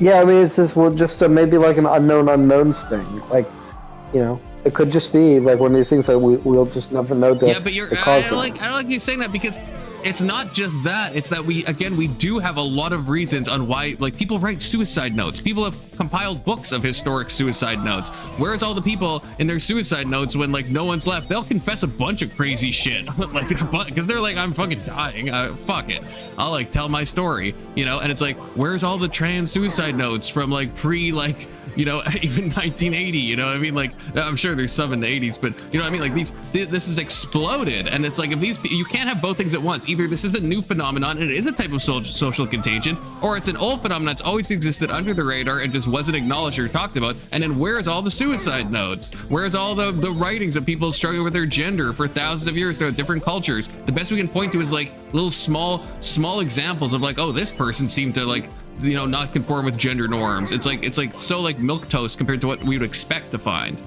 It's not really an unknown. It's that the data just doesn't posit it. That's the thing. That's the reason why, is because that can't get shown. That's why now we see expanding the definitions of these things. Gender affirming care is now getting hair transplants when you get old and your hair starts falling out, because that's affirming your gender. So they've redefined cosmetic acts generally to all be gender affirming care, while denying that cosmetically making yourself look like the other gender is actually what's going on. It's just, it's all a silly contradiction it's a non-falsifiable theory. I am so shocked that we're still fucking talking about this shit. Like, that we haven't all just said, okay, yeah, that shit wasn't real. We were pretty stupid back there in 2015. Let's cut that out now. I mean, with like stuff like the CAS report and stuff, and all these countries, like the biggest gender clinic in UK shutting down, I wonder if we are going to be like moving in that direction in the next like 5 years. I feel like there's a lot of backpedaling that these orgs are doing. That is specific for minors, though. That's not for trans adults. No, but I mean the CAS report is, but I'm saying the gender. The CAS report is for trans adults. No, I'm saying that the CAS report is for the minors, right? Yeah, it's not for adults. No, I'm saying the gender clinics that are shutting down are not just for minors. That's what I'm saying. So the CAS report, I agree, that's just for minors. I'm saying the gender clinics. So it seems like there's like, in a lot of these countries, it seems like there is a reversal, a bit of a tacit acknowledgement that like maybe we've gone too far, you know? I think that was about the time the New York Times released that report showing that studies showing gender affirming care had little to no effect, were all suppressed by the same people doing the study. Right, that's the thing. There's like massive, like, I think publication bias in this, because if you're doing some report on this, I think that's why the CAS report found what it did, because there was someone who actually tried to look objectively at the actual data, and they realized, holy shit, why are we doing this for minors? Where it's like all the other ones, if it shows negative results, well, who's funding these gender affirming care studies, right? It's people that have a vested motive in this. So there is a lot of publication bias, which there isn't a lot of fields. It's not like unique to this, but I think it's going to be especially like noteworthy here. Because it's such an ideological thing. Like, I'm not even trying to insult it in that way. It just is something that hinges very largely on ideology, that it's like, yeah, you're going to be very invested on like what the results are, because you might think you're doing harm if you publish a study that shows that gender affirming care is actually bad for somebody. Well, people are going to, you know, that right wingers are going to use that to say that we shouldn't do gender affirming healthcare, right? So there is actually rigorous justifications that people would use to not publish these things, which is like a big problem. Can I change the subject a little bit? As long as it's not to economics or physics. It's about literature. Is it about Don Quixote? No. When the notes were found, that section not. was erased, obviously, Con. Okay, what is it? Basket. Yeah. Have you ever heard of the book In Search of Lost Time by Marcel Proust? I have not. Okay.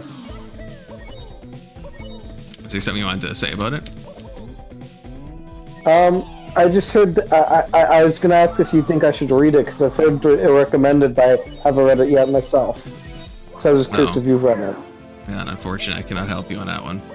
I'm struggling so hard this Mario section. I don't know why, man. Yeah, Kirk, I think you should stop reading for a little while and start learning how to apply those things you read into like your patterns of thinking and your argument. Because like that whole thing with the economics debate you did, when he started taking you to real world effects and how your theories panned out into reality, you conceded one of the best arguments for your side in healthcare because you didn't have any examples ready.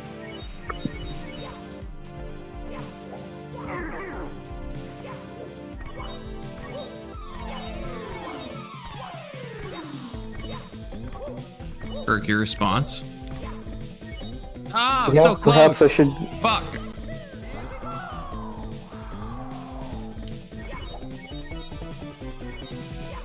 Kirk, you doing any more debates? In the future, yeah. But nothing scheduled. Nothing central. I'm taking a month off. I just finished my last scheduled panel on Thursday. Oh yeah, because your AI training thing. Yeah, I'm gonna start doing that probably tonight. Start watching some classes, taking notes.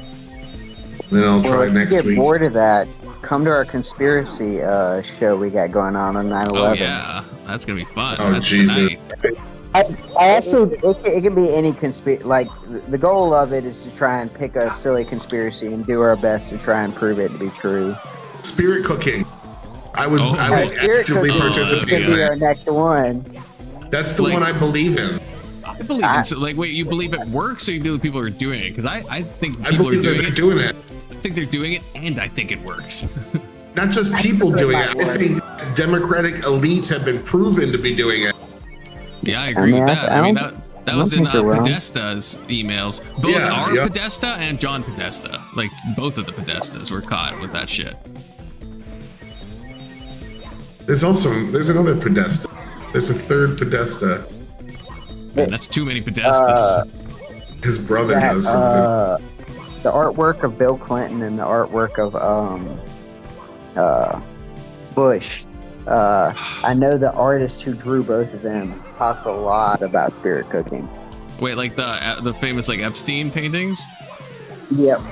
Oh shit.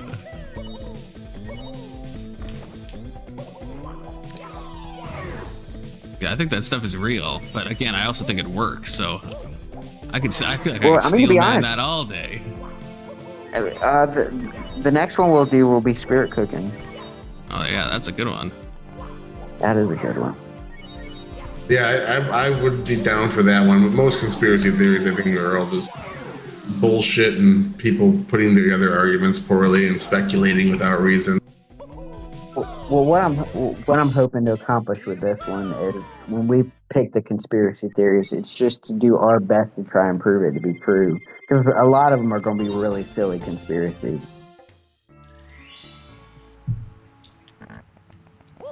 But some of them, like tonight's, might be more real than we ever imagined.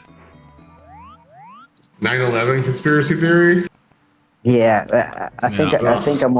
I'm gonna pick mine to be if the Saudi government was involved. Hey, no spoilers. I don't think that's Okay, that's a little conspiracy. teaser. I think to most people it's a conspiracy. I think most No, people I think our government find it admitted very that. plausible. Well, you're right, but I don't think most people have even entertained that thought process. And then I guess that's what I'm gonna try and do is try and hit it Yeah, from that angle. I actually didn't know this. When Big Soda told me, he's like, I think the Saudis did 9/11. I thought he was making a joke because like the hijackers are from Saudi Arabia. And I'm like, I think you're onto something. And I'm like, oh wait, you're talking about the government. So I actually didn't know Yeah. that this was like a known like thing that the U.S. had like, yeah, that was like a real thing. That's why we like Bin Salman. He served his fucking own royal family members up to us on a silver platter. Like, hey, these are the ones that did 9/11. Be our friends now, please. Because I was explaining the confluence, how there seemed to be a kind of decoupling between the actual royal family and people who were still in the government of Saudi Arabia, and their decision to like outcast Osama bin Laden from Saudi Arabia. I am a.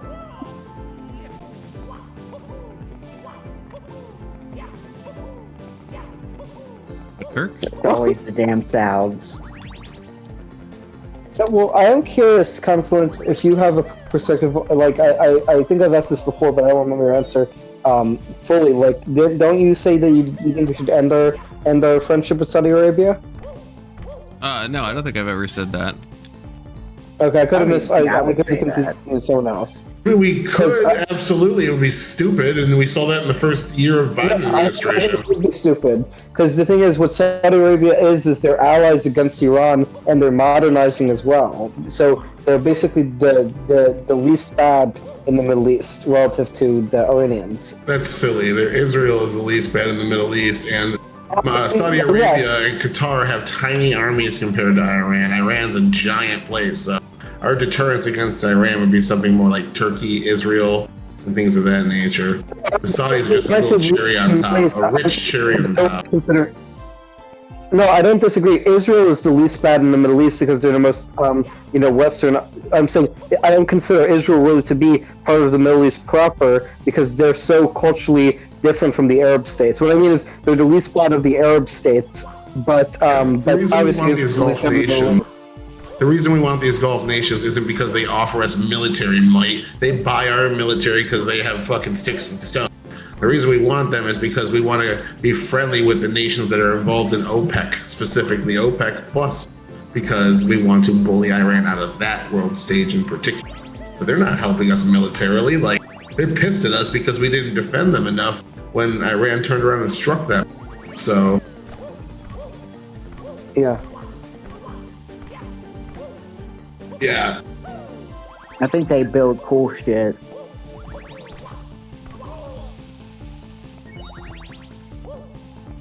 What about like the Gulfs? Like I think like Bahrain is pretty cool.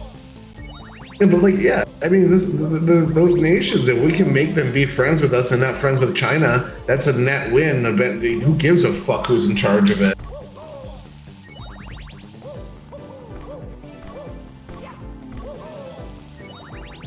To some degree, obviously, If it's another communist, we won't be friends with them.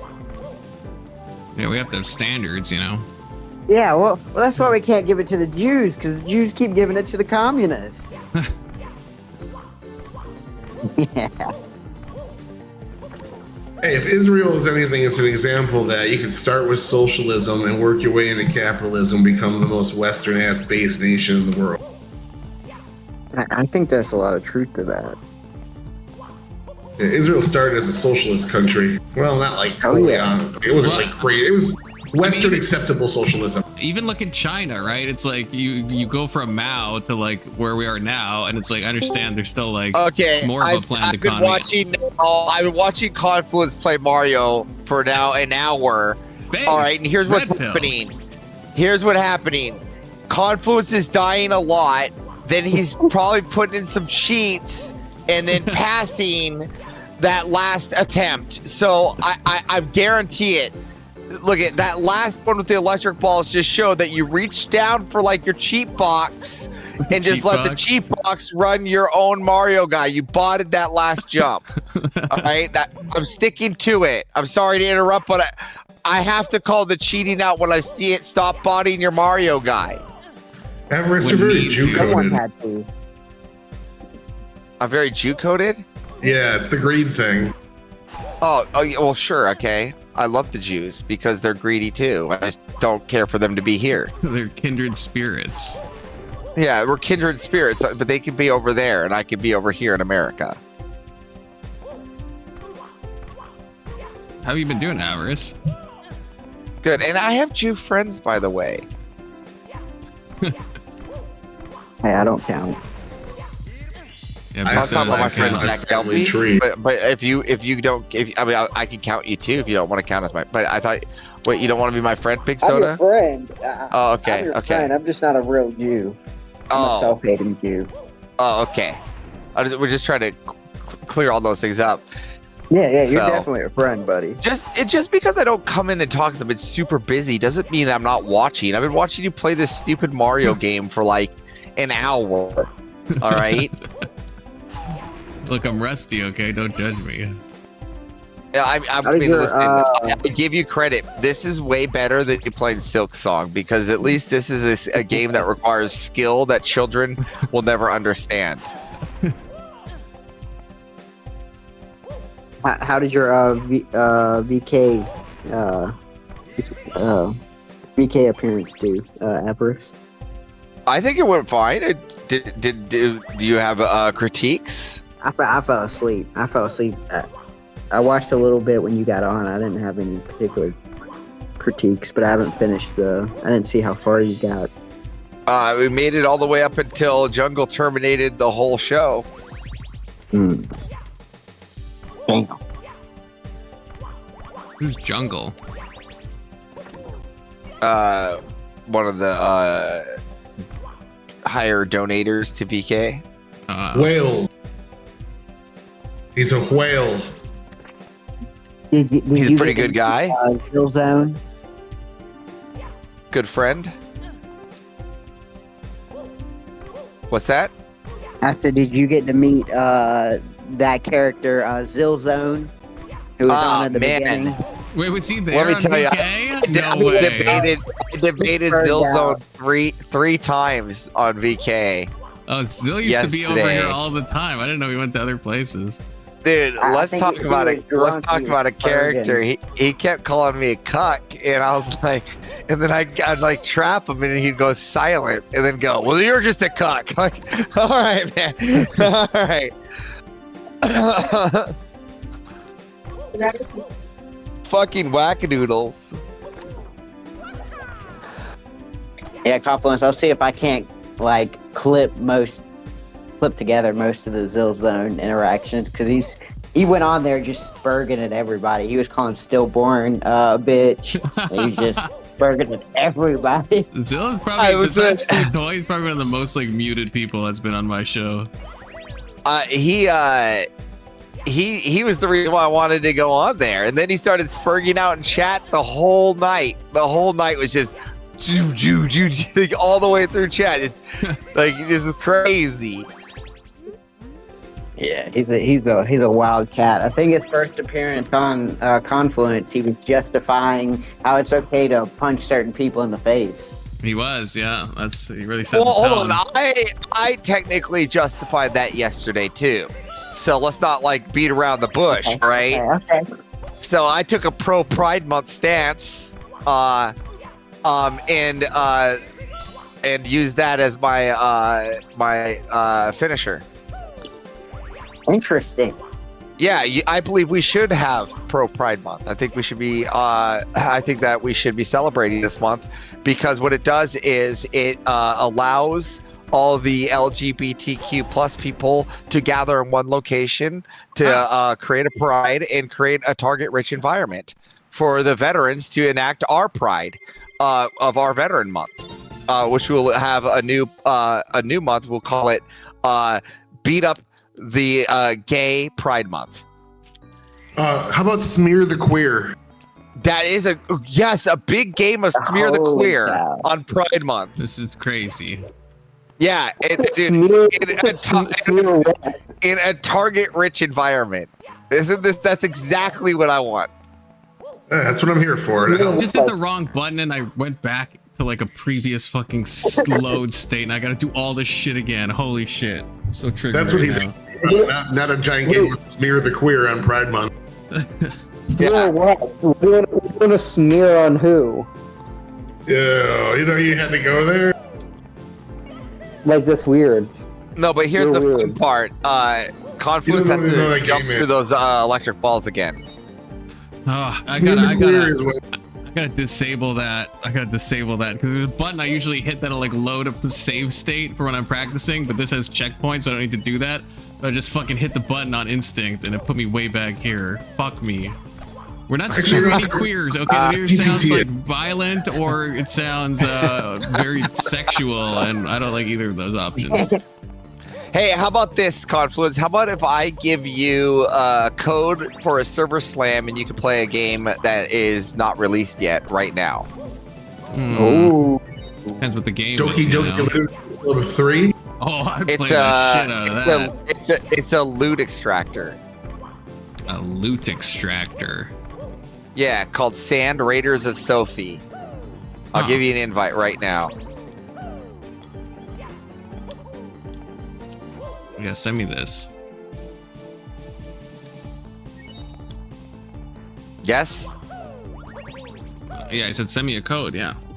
Okay, sweet. Give me your, DM me your Steam ID. Here, I'll just keep me mine.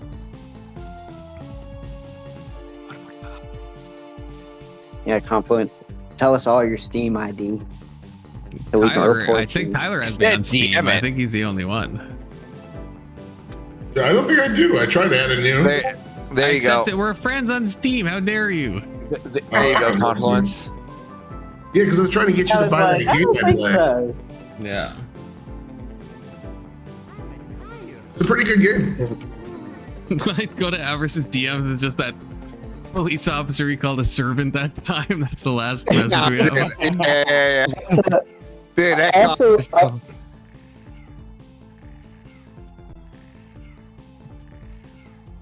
Bold of you to think I know how to add someone on Steam based on a code, okay? go to your friends and chat. All right. Then you go up to that friends bar next to the little search. There's a little plus sign next to the things to Mhm. add a friend.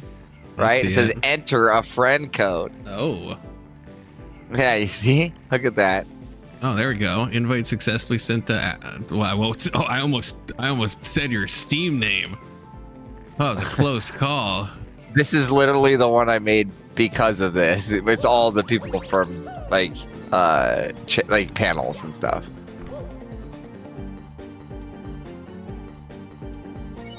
Okay, now library. Go to here. 2 invites remaining. Here, invite friend. And right. Oh, some friends cannot be invited because you've not been friends for 30 days. What? What bullshit? Yeah. Literally, that's what it that? says. Hold on, Yeah. look at it. Steam was like, friend is a strong word. Friend is a strong word. You're blanked Wow, out. yeah, you have to 30 be days, friends think for it 30 over days. before you decide. I like that you have Corinth on Steam. That's so cute, Avarice. What? Corinth said I is my like that- friend. I defend Corinth like no one's business. I He's know, that's why he's it's- one of my that's why good it's- friends. That's why it's cute. It's fun. It's just fun to see. Yeah, if anybody's got a problem with Corinth, they got a problem with me. Yeah, Corinth seems like a cool guy. Yeah, it's better than food shops, being a food shops defender. I was just watching Food Shops. It's so weird that you'd mention that. That sucks. I I'd haven't rather watched watch Food you Shops play in, like, ages. Stan. I did one panel with that thing. I was like, this is disgusting. Whatever the fuck you are, I don't want it around me. Never corresponded with it again. I don't really know. I just, for some reason, like, I think I've heard the name, and then something showed up in my recommended today, and so I was like, literally just had turned it on when I woke up, and I was like, it was something like Destiny drama, and I was like, you know what? Fine, I'll go back into the shit for a little bit, just for fun. But I think she's a pretty toxic person, if I recall.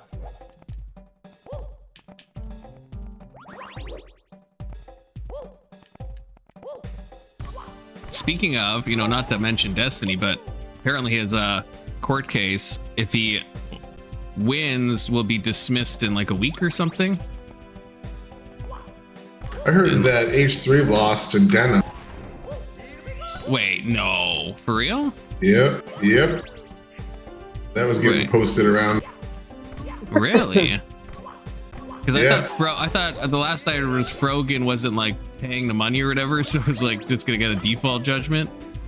Yeah. Well, now when I get new games, I can send you them 30 days from now before they come out.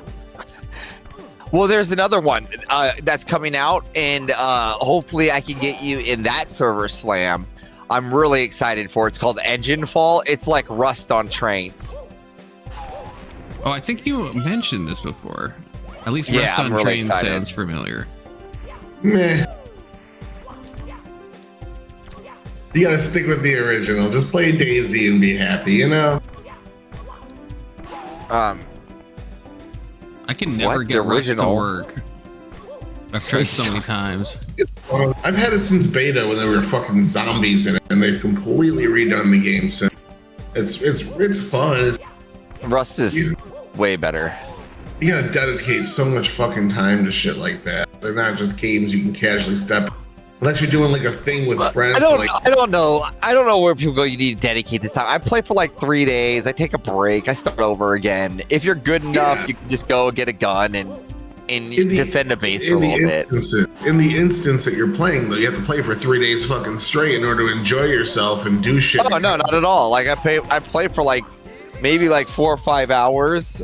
Build a little starter. I mean, if I want to do if I want to get really invested and I'm having a lot of fun, I can. But like if I want to get just like a starter down, 3-4 hours max first day. Yeah, but I could jump on a Dota game and be done in 45 minutes. Is more my point. Like, just a I big. can play Doki 5 Doki hours. Literature Club and stop it whenever I want and re-enjoy Yeah, I it don't- again and again. I don't like. And now you're just changing Club. it up all together by just throwing League of Legends in there. Like now you have to think that League of Legends is actually fun in comparison to Rust. I don't find League of Legends fun at all. Yeah, but I mean, well, okay. Here's a more close alternative. That Okay. Tarkov, where the base is already taken care of for you. That's an extractor. I like making the base. But it's the same thing. Like it's I the same like idea. making the It's like, base. What do you mean? I'm a base builder. yeah, it's a good time. I won't lie to you. I enjoy it too. You guys should just play Terraria, okay, and skip all these gay games. I play Then there's no Minecraft. PvP. There's PvP in Minecraft. I hate I am curious, Tyler. You mentioned this idea that that I read, but that I should stop reading because I'm not understanding or because I'm not applying it. Like, I'm just Yeah. confused. Like, what exactly do you want me to do? Comprehend. It really is trying to say skill issue. Does that help, Kirk? No, it's more take the time to like. Well, I learn a new word, like maybe 1 or 2 a week, and I take the time to like understand that word. I go look up the definition, then I find a way to You're apply so it to a dumb. You still sentence. have to learn new words. Look at Oh, this. absolutely. No. Yeah, I don't think you should ever stop. But like, Wait, you don't just know all the comprehend- words? Yeah, I don't. No, there's some of them hard words, boss. There's some hard words.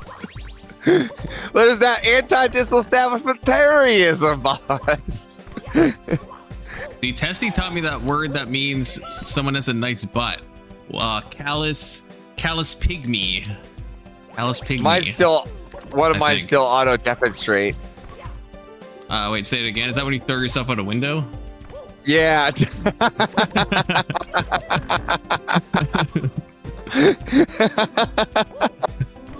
Kirk, That's in a my good one. analogy, That one. you weren't using the word in a sentence. In my analogy, you were learning the word, and you're just copying word for word what was written there. But when it's like, okay, like how does this apply to my real life? You're like, I don't know. Can you imagine getting sued for telling people to auto demonstrate themselves? I am curious, Confluence. Is there any book you would recommend for that you think is like a practical philosophy for life or a practical guide for life? Yeah, Kurt Vonnegut, Slaughterhouse 5. A practical Okay. guide for life. Yeah, I like I something like that can help. American Psycho. I thought that was a good one for Yeah. my guide to life. Slaughterhouse 5 by Kurt Vonnegut. Yeah, I've heard he was kind of anti-Semitic and stuff, so I don't know. Well, I mean, Kirk, he who did is go it through these a days? All war. the You greats know, are. who All is the it? greats are. You take out like 90% of the philosophers if you do that, and you'll just be left with the Jews. You'll just be left with your Wittgenstein, okay? Yeah, and yikes.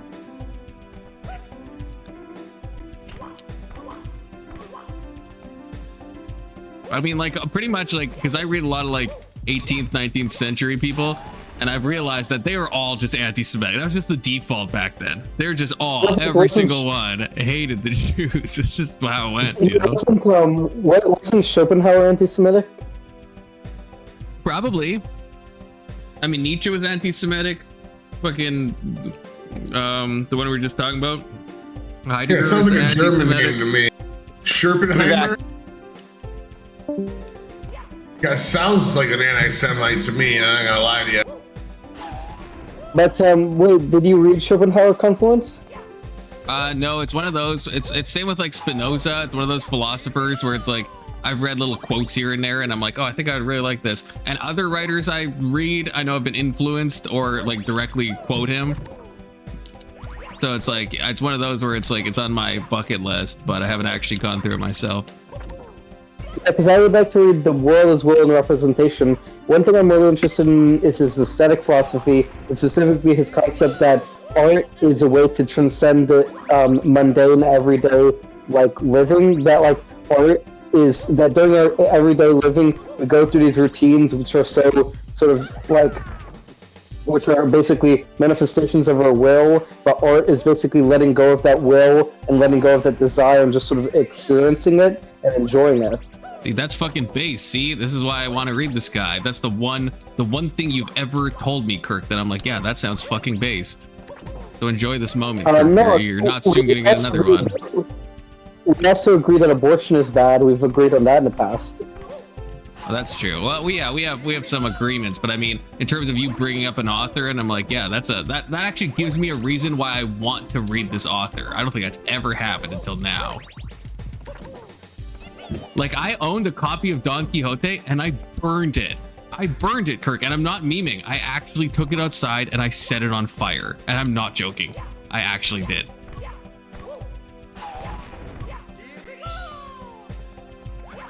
But with Schopenhauer, it's just Schopenhauer was his name. Schopenhauer. You know, you have convinced me. Schopenhauerstein. Now I would say different things. No, I'm not gonna know what it is. I just know how it's written. Well, I probably misspelled, let's be honest, but Kirk, you know who you should read? Have you ever heard of a guy named Aleister Crowley? Yeah. You should read him, Kirk. Okay. I know Einstein liked Schopenhauer, and he was Jewish. Well, you know, that's true. Kirk, I'll read one of your gay books if you read some Aleister Crowley, okay? Wasn't Aleister Crowley gay? I don't read fiction, but I recommend Kirk should read some fiction. Fiction can be good. Wasn't Aleister Crowley gay? Confluence? He was bi. He did have sex with a lot of men. So yeah, technically. I guess if I call Avery gay, which I do, I guess I have to be consistent. Yeah, bi is gay. That's gay. Yeah, he was gay in like a Freddie Mercury kind of way, where he just like have sex with like everyone. By the way, have you ever seen? Gay if you think about it. Have you ever seen the TV show Big Mouth? Yes. That was kind of a terrible show. Even though it started a lot of Jews, it was kind of terrible. It's a show that I honestly would expect myself to hate, and I hate a lot of it, but I would be lying if I thought it wasn't incredibly funny as well. Incredibly funny, but the problem is it was just kind of degenerate. It is incredibly degenerate and incredibly like liberal and woke and all this, you know, but it is just like incredibly hilarious as well. It's funny. I did enjoy it in the sense that I did enjoy the comedy, but that's it. Yeah, that's the thing. Yeah, I wouldn't take any life lessons from the show, to be clear. The Little Prince. Red Eye Gooner recommending Little Prince. Yeah, we've talked about this. Little Prince is based. Great book. I read it in the original French and in English. You know, it has more cultural impact. This is, to be clear, this is not normal Mario 64 like I think Ava thought. This is a This is a Kaizo, okay? So this is not in the base game. I've beaten the base game in less than 20 minutes. My speedrun is on speedrun.com or .net or whatever it is. You can find me. Go to the 16 star. I freaking have a record on there. Not like a good record. I'm like number 2000, but I got a sub 20 time, which is pretty hard, okay?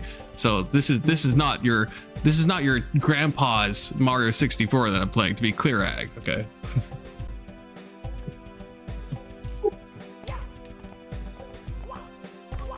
Sorry, Tyler, go ahead. I just had to defend my Kaizo honor, okay? I'm high and I forgot what I was gonna say, so. Shut up, Kirk. How about that? I actually don't know how to do this section. That's the real problem. Like, how am I supposed to turn that into wall jump? I should probably know that. I don't know. Big Soda, how much you know about Mario 64 physics? Can you help me out? Nah, I don't know shit about that. Because I'm like wall I know you can sliding at the jump end above. there. Because like these little cubes, which is unique to this like hack. This isn't, I've never seen this. Oh, I'm supposed to triple jump. Oh, thanks, Big Soda. Okay, I get it now. Yep, there you go. There you go. Yeah. I knew you'd have the But where answer. is Smoking Spaceman when you need him? He's already beaten this game twice.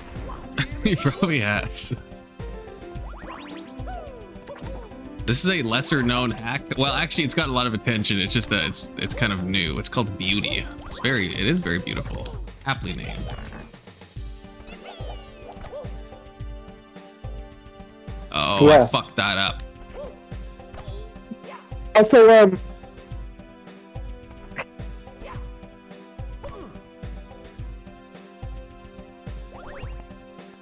Also, You know what's more culturally relevant than most of the people you guys have been discussing here today and all the important books was Mythbusters. I think we should bring back Mythbusters. That shit was great. I love Mythbusters. It's a good show. I can't stand either of the people there, though. I think they're just like both Sure, of them. maybe you could get like Adam Carolla and Jimmy Kimmel to do it with girls on trampolines like back in the old days. Who's the one? Someone died, right? Was it Grant that died? I don't know. Get new hosts. I don't care. I just want Mythbusters No, back. It was a not good one of the main concept. hosts. Like I think the Asian guy was named Grant. The hosts are still alive, but one of the side people died. I think it was Grant. Anyways, they're the soft slippers coming down the stairs. We need a hungry fucking person in charge to make that show great again. but Confluence, another thing is that I'm confused about is, for example, I was talking to a friend of mine who's a psychotherapist, and she's a clinical social worker and a psychologist, and she said she's not interested in philosophy, but you'd think that philosophy is relevant for psychology. And I don't mean like in a sense like X is related to Y, which is related to Z. I mean it's I like hate you directly so related much. to... No, I'm being serious. Like, it is directly related to the field of psychology. Yeah, it's just for pretentious people. It's really like the thing is, it's really maybe it should be, arguably, but it's like really not. Like my again, it's only an undergrad degree, but in my undergrad, right, philosophy was never even mentioned a single time ever, except I guess if you count the word existential, because there's existential psychology was mentioned. Otherwise, it never comes up ever. In modern psych, you get a PhD in psychology and never even think about philosophy, which again, maybe is a problem because you should have. That's one of my critiques. I don't know, I said that word. Critiques of psychology is it never goes to like the metaphysical underpinnings of what it means to actually like help somebody, or what the point of all this is, or what is a human, or what a mind is, or any of this stuff. It should though, but it just doesn't. So I'm not surprised that somebody who's a psychotherapist is not like interested in that stuff, because Yeah, real skill. Philosophy is for people that like the smell of their own fart. You're talking about a real, actual, like, medical skill. You don't need philosophy for that shit. Well, I agree with your critique, but I'm saying it's unfortunate that she's not interested in philosophy when it's so relevant for psychotherapy in the form of what are the nature of emotions. Is it more relevant for her than an economist, because there's philosophy behind those actions people take that you study in economics, but at the end of the day, it's related to everything, so that means it's related to nothing, and that's why it's not important. But even Confluence, you were just admitting that it should be taken seriously by psychotherapists. yeah, I would actually say that. Yeah, I would. Because I think Yeah, before so- you decide to help somebody, you have to know, I think, what the goal is, And psychology is kind of, it's become all about, I've complained about this before, it's become all about just behavioralism, and that is mainly dictated, almost entirely dictated by just what the client wants. And I don't know if, and it doesn't go into like, yeah, what is the person themselves? What are their wants and desires good? What's like how it started was so much more based with like fucking Jung and Adler and stuff, and Freud even to a lesser extent, but still Freud. You know, at least it was trying to go into those like underpinnings of what is the psyche. What is the psyche, first of all, and how do we help the psyche? And what does it mean to help the psyche? Those are all like foundational questions that should be gone over, but the truth is they're not. Yeah, and so, for example, take someone like Schopenhauer. His philosophy that we're governed by an irrational will, I think, is relevant for psychologists who are trying to help people overcome their instinctual based desires. Yeah. I don't know if I would say like.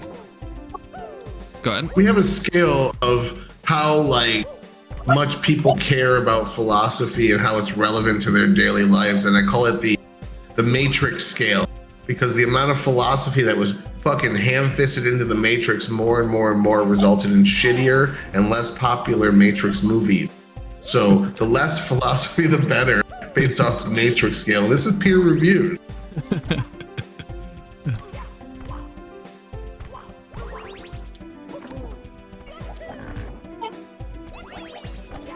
What do you say about that, Kirk, huh? The Matrix is what it is. I haven't seen it, so I don't know. Oh, that's crazy. God. You don't even You're so Gen Alpha coded. It's crazy. He's talking philosophy. He's never even seen the Matrix. It should be a requirement. It's just Bro knows sad, all honestly. about the skibbity toilet extended universe. Holy shit. That's the times we live in.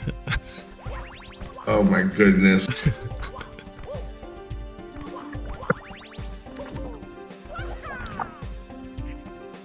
God, I am stuck, Egg. You're right, okay? I know what to do. My fingers are not doing what they ought to do. Old bones. Or here's a better example where I think you would agree with me, perhaps even more, Confluence. I have a friend who's a data analyst, and he says he's not interested in philosophy. Isn't the whole premise of data analysis related to the philosophy of induction? Like, how do you generalize about data? No, that's retarded. Bayesian data analysis? Like, you've never heard of this? I know. I'm just saying you don't need to know any philosophy to be a good data analyst. Whereas maybe you could argue that you do need to know like some amount of, or maybe you should at least question your underpinnings to be like a good psychologist. No, because with data analysis, all you're dealing with like. You're basically making the argument I made about economics. You're saying like, well, philosophy could apply to understanding the thinking of the actions behind this thing. So that means it's directly related. That would be at best an indirect relation. And again, if there's an indirect relation with philosophy, with everything, then it's nothing. If philosophy literally is forever, like could be reasonably argued 1 degree of Kevin Bacon away from everything, then it's 1 degree of Kevin Bacon away from nothing. That's deep. That's from the heart, dog. But Confluence, like, I thought data analysis, you're dealing with interpreting data. Isn't that inherently philosophical? No, I think it's philosophical in the way that you try to make everything philosophical. Again, the thing is, could you do this just as well if you didn't know a lick of philosophy? And the answer with data analysis is that yes, you absolutely could. You don't need to know anything about philosophy. You never have to think about philosophy, and you could be an amazing data analyst. Whereas I would argue that you would be better off. So it's related in the tangential way that you try to tie everything into philosophy is, but it's not related in any way that would actually like benefit the field if you like knew more about philosophy. So when you're talking about something like, say, something like Bayesian statistics, where you update your belief in a hypothesis with new evidence, that's directly relevant for data analysts, and that would make them better data analysts. Yeah, they already know that. You don't think they study Bayesian stuff in fucking school? Oh, I think that data analysts stuff is philosophy by definition. Data analysts' goals differ based on what the data analyst specifically looks for, and sure, there could be different philosophies, as you were just saying, worked into, but it's not an ideology if you just borrow certain elements and cherry pick out the best thing and then shed the rest. Then you're just a pragmatist. So at the end of the day, no, they don't have to learn the philosophy because they've already taken the best parts out, inducted that into training before the person that's data analyzing today even signed up for school. That's already done, so it doesn't need to apply to the day-to-day. Yeah, but just confidence to your point, Bayesianism is a philosophy. It's a philosophy of science. I understand. What Tyler just said is the correct answer. All this, they study this. You can say this stuff is technically philosophy. You can make the same argument with education. To even begin to teach somebody, you have to have some philosophy of education. That's already kind of baked into like a teaching curriculum in the most bare bones sense of like what you need to know from like a pedagogical point of view. So no, teachers don't need to like study philosophy. And if you're an educator, you don't need to know about philosophy. Like, do you see what I'm saying? Like the difference between something that like would directly benefit from knowing more philosophy and something that just, yes, if you think about it, this is tied in, but it's already been baked into your training program and it's only taking the most bare bones like form of philosophy and like using it, which I think would be applied to data analysis. To truly serve somebody at McDonald's, you must understand what it means to serve. Right, like yeah, you could really make that argument about like almost everything, right? It's like yeah, you could draw philosophical roots from absolutely everything, sure, but yeah, are you actually going to be better at your job if you know this? Probably not. I'm just saying I consider Bayesianism to be its own philosophy, so yes, it is, but okay, we can say then it's a broad sense of the term philosophy. I'm just saying it's technically true. Yeah, the best kind of true, Kirk, technically true. In the same way that education, you could have philosophies of what it means to teach people, right? That's also technically true. Does it mean a elementary school teacher should read freaking, you know, a bunch of philosophy? No, probably not. Like that probably isn't going to actually help them in their day to day. Can you tie philosophy into pedagogy? Of course. Not traditional philosophers, but someone like Piaget or Montessori or Dewey, yeah. Right? I wouldn't call. I don't know if I'd call any of those philosophers. What? Montessori and Piaget and Dewey are philosophers of education. I would. That's crazy. I wouldn't call them philosophers. Dewey was a philosopher. Maybe not Piaget or Montessori, but Dewey was. Okay, that could be fair. That's the only I don't know. But Montessori and Piaget, I don't. Our modern day philosophers are named Rogan, Vaughn, and Malice. Malice, like Michael Malice. Yes. Without Theo Vaughn, I'd be lost. We all would be. You've never heard of John Dewey? My granddad drive a Dewey. Wait, you're being serious? You've never heard the name John Dewey before? There's no way you're not joking. I'm not joking. I mean, if you maybe said more, maybe it would trigger something, but right now, no. So along with William James, he was one of the founders of pragmatism, and he founded a school of progressive education. The Dewey Decimal System is named after him. No, I've never heard of that. Like I've said, I've heard of Montessori schools and stuff, but never the Dewey one.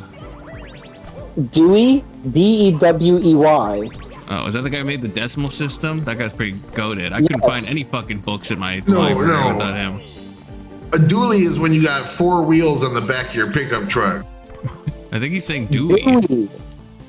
I'm saying Dewey, yes. D-E-W-E-Y. That's what I said. Oh, so it is the decimal system guy. Okay. Yes. So you've heard of him, John Dewey? Well, I've heard of the guy who made the decimal system for library books, you know. So yes? Yeah, I mean, I don't know anything about him, Kirk. What do you want from me? Get off my ass. Right, so he was a philosopher of education, just like Piaget and Montessori were. Okay, cool. I wouldn't call any of them philosophers. I wouldn't call Montessori a fucking philosopher. I think it's fucking retarded. I don't even think Wikipedia would call him a philosopher. Okay, Piaget? Probably more so than Montessori. Still, I would still probably just call him just a psychologist. I'm just saying these are philosophies of education. Dewey is progressive education philosophy. Did you just say Pinochet, the guy that threw communists out of a helicopter? That guy's a fucking philosopher. I'll tell you what. You're on to something. Yeah, but Dewey was a philosopher and a philosopher of education. Okay, that's fine. The one I haven't heard of. Is Montessori? Are you looking it up? Are you feeling cucked right now? Well, I'll look it up, okay? Did you get Kirky cucked? Well, I'm looking it up. It's saying online that Montessori was a physician, educator, and philosopher. What? Where does it say that? On Safari. That's a browser, Kirk. You can't. That's like saying it's on Firefox. What does that mean? Safari How's your AI source of web overview. browser? What the fuck are you even saying? The internet's told me. Safari AI overview. Well, yeah. How about no? How about get bent? Book your AI What do you mean get overview. bent? What? God, you don't even know how words work, Kirk. I'm sorry, language is so fucking private to you, or public, or whatever the fuck you say. What did I say about words? What did I say about words? You brought up words. I'm saying it says in Safari on the AI overview that she was a philosopher. Okay, I don't care. It's gonna be using philosopher and like it'll call me a philosopher probably if it fucking knew who I was. Am I a philosopher, Kirk? No? Why not? Hardly. Why can't I be a philosopher? Everyone gets to be a philosopher. Do either of those people have degrees in philosophy? No. Okay, good. Okay, so what do we mean by them? We're calling them philosophers. What precisely do we mean by that? It says she formerly studied theoretical and moral philosophy at the University of Rome. Okay, I've formally studied philosophy. Am I a philosopher? Oh, hey, I took an She also- accounting minor in college. Am I an accountant? She also developed the pedagogical educational Learn how to say philosophy. words, you fucking autodidact. Ding, ding, ding, ding. You little Red flag shit. communist word. Red flag communist word. She developed the educational philosophy.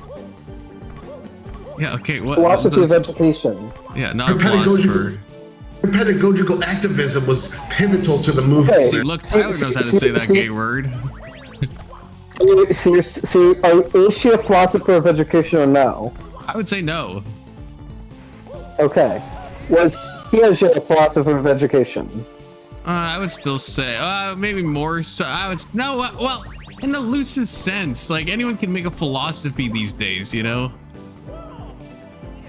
But did they have degrees in philosophy? No. So it's like, you know, but I guess, I mean, obviously Plato, I don't think had a degree in philosophy. I don't know if they really had those back then, but,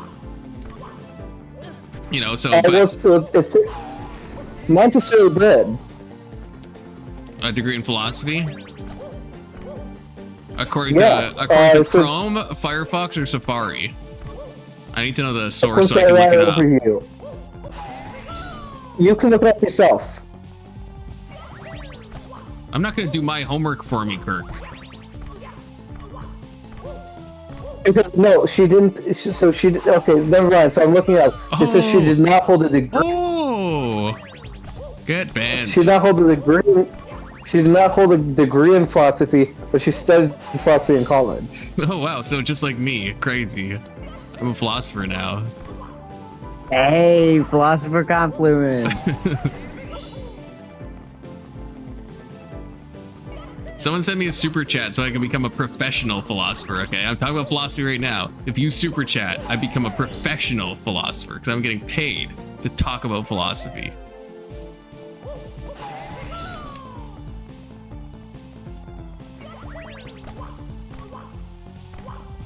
Kirk, are you gonna be joining the 9/11 panel? Seeing as your people did it, and by that I mean Saudi Arabians. I'm not Saudi Arabian. Oh, okay. My mistake.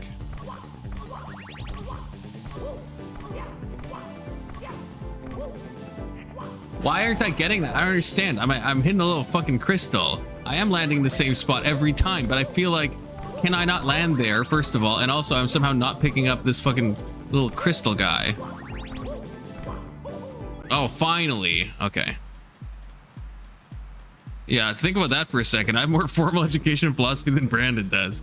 That's probably the biggest diatribe against philosophy, against formal education there is, if you think about it. True.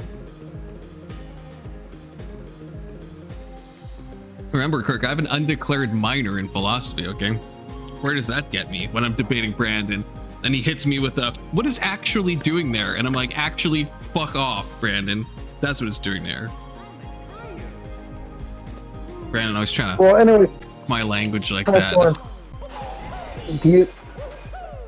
Anyway, the point is, we agree that confluence is relevant for psychologists. Okay, done. Good, we agree. Yes, I do agree with that one. Okay. Well, I think there are some professions where philosophy is not relevant. If you're a chemist, it's probably not relevant except for the scientific method. And then if you're a McDonald's worker, probably not. Okay, but then but then it feels like you're directly contradicting yourself with the data analysis, because obviously you know there's a philosophy of science, and that's pretty foundational, but you seem to acknowledge that you don't need to know much about that philosophy. That can, empiricism and stuff can be baked into the system, and you can just study chemistry and you don't have to worry about that gay shit, and you'll do just fine. So if you can accept it on that one, I don't understand why the data analysis is so hard for your little Jewish mind to grasp. First of all, I have a big Jewish mind, but second of all, when it comes to, I'm just saying, data analysis I thought was more excessively philosophical, but I could have been wrong. You are in fact wrong. I'm friends with a data analyst in real life, Kirk, okay? Is it a he or she? It is or a they? It's not, you think I know they in real life? Are you But seriously, I don't know they in real life. There we go. Tampa, I am now a professional philosopher. Get wrecked, Kirk. Get wrecked. Philosophize for us. Based. Have you guys heard of this guy called Friedrich Nietzsche? Okay, he talked about the doctrine of the eternal recurrence, which he sincerely believed that when you would die, you would endlessly have to repeat the same life over and over and over and over again. So he didn't even see death as an escape. How's that for philosophy? Imagine thinking that. But seriously, just is the data analyst that you know in real life, is he interested in philosophy? I went to see Jordan Peterson with him. I don't know if that tells you anything. He's like, he's not really super into it, but you know, he's into like we'll have like you know, like not deep philosophical, well, deep, but not like, it's not like we're like, so Socrates said this, and what do you think about this meta ethic? But like just talk about like philosophical topics. Yeah, he's interested in it. But are we like quoting like a bunch of like freaking butt buddy philosophers like Kant to each other? No.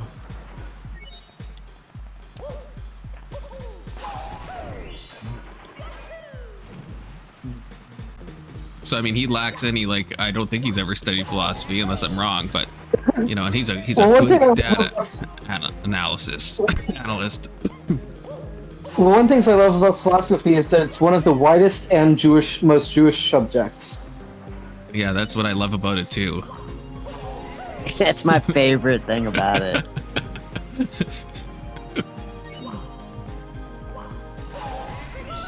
What's so funny, Confluence? Yeah, Kirk, what's so funny, Confluence? Kirk, I already burned Don Quixote, as I told you. Don't make me burn all my freaking philosophy books too, okay? I'm not. You don't my have to neighbors are burn. getting You mad didn't burn at me. Don Quixote. I did burn Don Quixote. I literally burned it. I'm not even joking with you. I'm not. I wouldn't lie about something like that.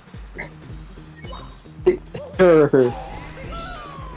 Okay. You want to see the ashes, Kirk? Like, I didn't take a picture of them for you, okay?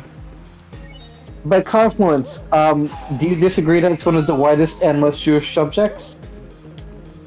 I don't really want to think about how Jewish it is, okay? Okay, do you disagree it's one of the widest subjects? Yeah, I mean, it's like the subject everything sprung out from. So it is one of the widest subjects? Yes. Okay, so I'm saying that's one of the things I like about it. Okay, that's cool. That's his most favorite thing. My favorite is the Jew part, personally. Yeah, I also like the Jewish part, yeah. Big fan of the Jew part.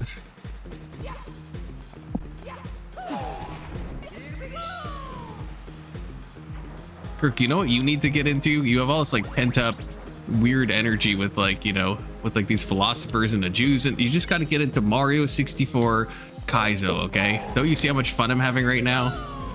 You got to channel all that autism into this, okay? You'd be incredible at it.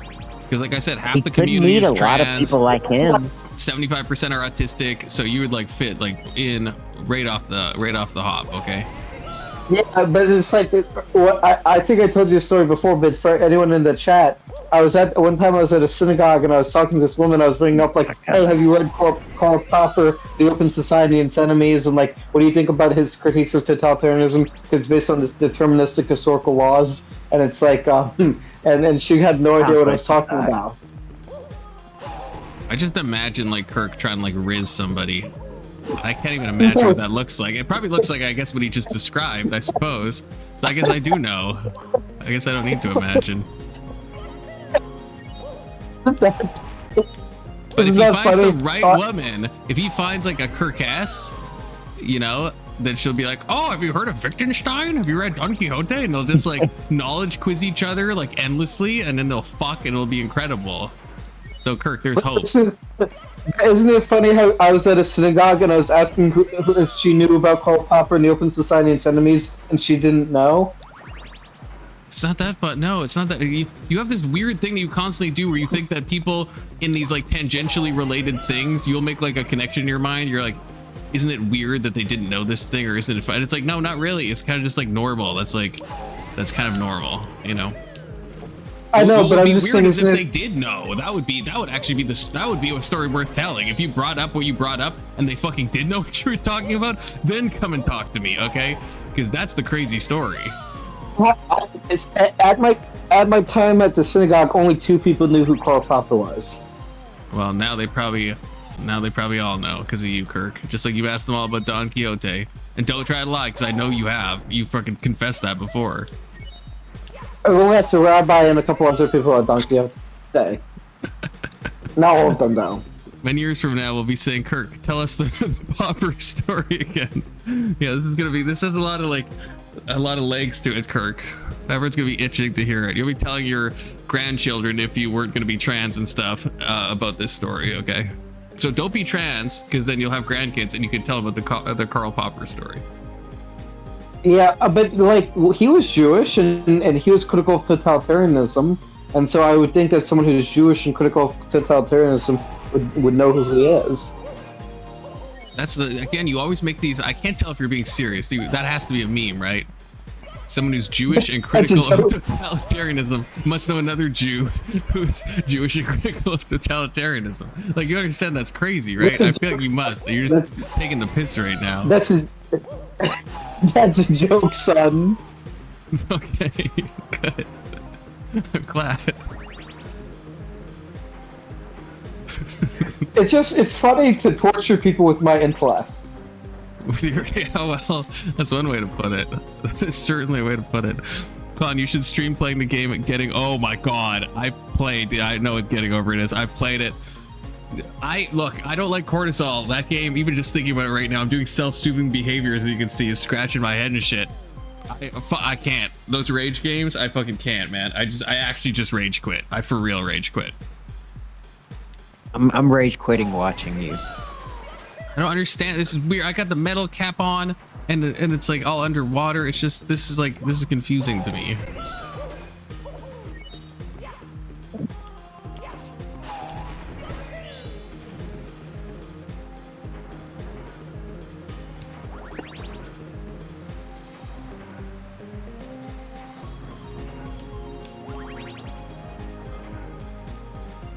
Oh my gosh, I hate this game. I'm gonna rage quit. I've actually rage quit Mario Kaizo before. I'm not gonna lie. Some of the angriest moments in my life have been over Mario Kaizo.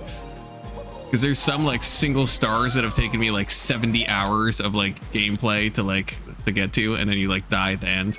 Not like 70 hours of the same star, but I just mean like 70 hours of like learning it. And then you're like, I just want this hell to be over, and then you finally get to the end, and then you die.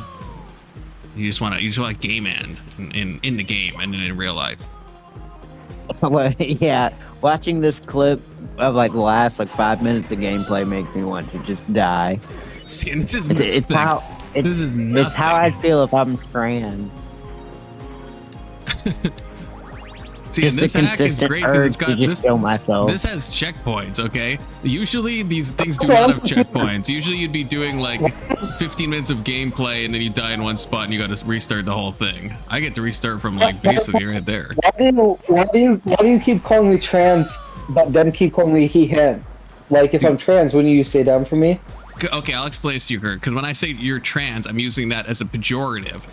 And so I'm not going to then affirm what I'm using as a pejorative. Does that make sense? Okay. What? Why did I die there? What I thought I the did it. fuck? I thought I did it. Why did I die? Yeah, I think I have little cancer now. I don't understand, man. I don't get why I died there. Wait, because we're talking about Don Quixote? Yeah, Don Quixote took its revenge. The donkey. Okay.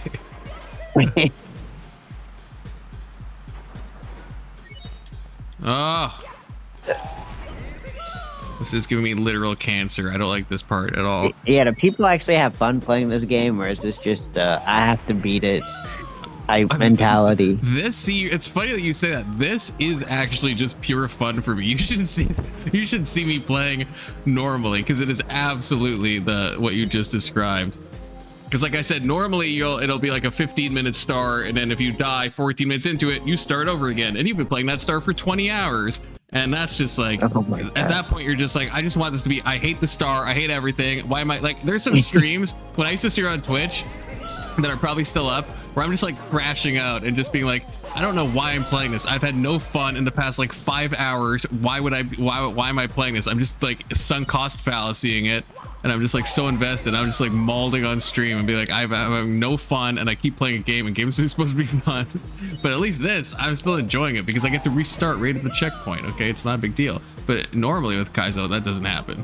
That's why I picked this one for stream, so I could just chillax and not want to kill myself. I mean, that's why I kind of stopped playing Mario. Okay, it just gets too intense. Yeah, this is pretty intense. This is a bad demonstration of my skill, especially right now, because this is so weird. Having a metal cap underwater is such a rare thing that like almost never happens in Mario.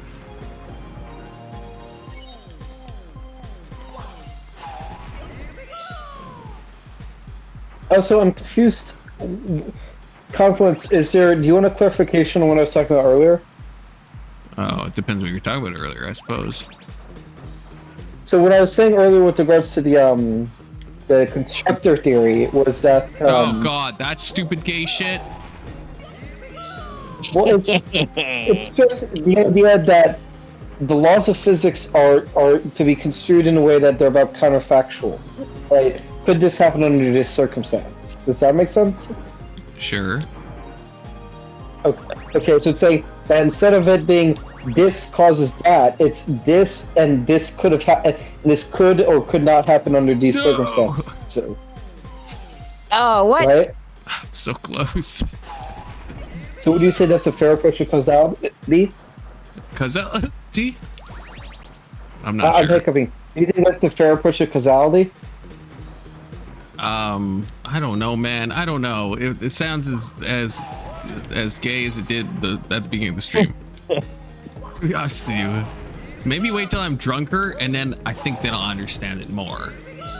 Or at the very least, I'll get more hostile toward you, and that'll be more fun for me. But it's kind of at the border between physics and philosophy, because it is dealing with like the question about what is the nature of causality. Yeah, now I'm getting mad. No, I lied. I'm getting mad now. Just happened. Just in this very moment. It's Kirk talking about his gay shit. It's just a lot of things. A lot of things are having a confluence, okay?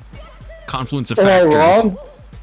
Am I wrong? You're always wrong, but everything you ever say, Kirk. No, but how is that wrong? That's at the border between physics and philosophy. I don't know that, you know, as long as it goes into the border of physics, then fuck that, okay? Fuck physics for real. Physics doesn't even exist. The Earth is a flat 2D place like Minecraft, and creation and evolution are a lie, Kirk, and I believe in occasionalism. Okay, so none of this shit even matters what you're saying. What's occasionalism? I think that's where God, there's like, I think we're well, now you called me out on it. I'm pretty sure it's where like God is every instance that we think that thing. I couldn't fact check me on this because I could actually be very wrong, but I think it's when we think that everything is kind of like working in this like mechanistic way, but really God is just constantly intervening at all these moments. I think again, fact check me because I could be completely wrong, but I think that's what it is. Brandon, is that what it is? It's saying that on Wikipedia, to be fair, so not the most reliable source, but it's saying that occasionalism is a philosophical doctrine about causation, which shows that created substances cannot be efficient causes. Instead, all events are to be caused directly by God. Yeah. Oh, I am right. Holy shit. Okay. Yeah, so it's like it's not like one thing causes another, and it's like that we live in just this like machine, and it's all causal. It's that everything that happens is like I think directly caused by God, if I understand it right.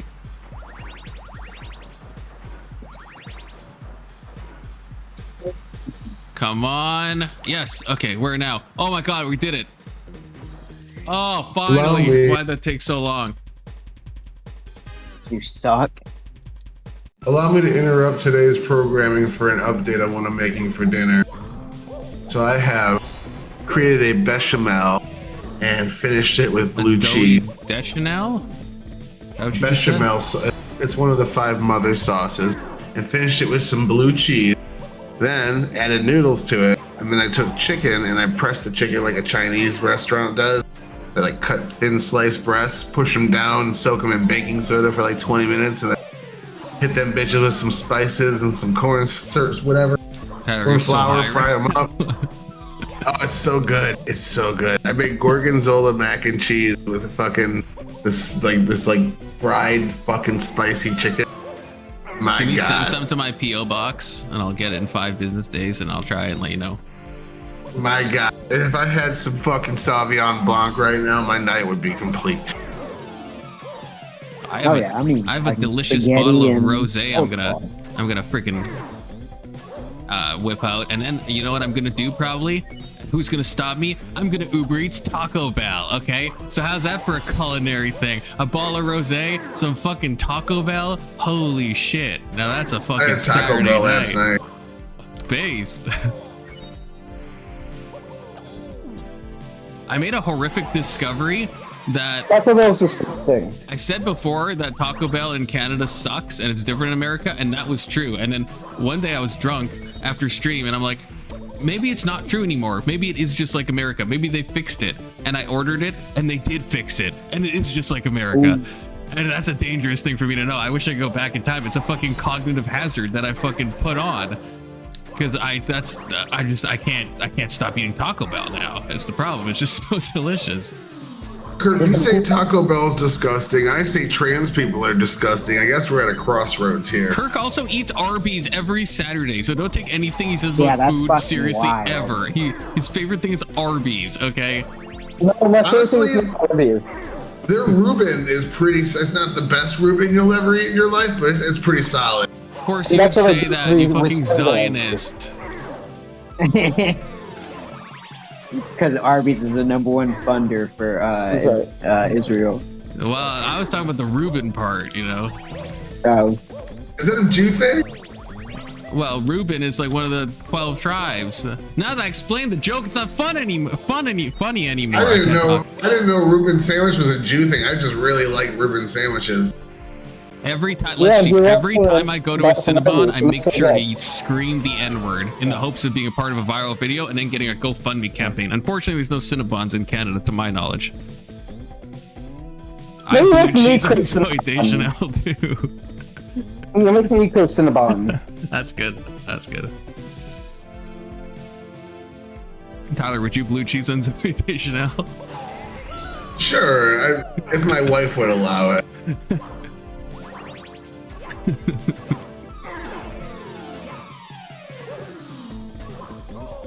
That sounds faking gay. Yeah, you tell. Aren't you supposed to be red-pilled?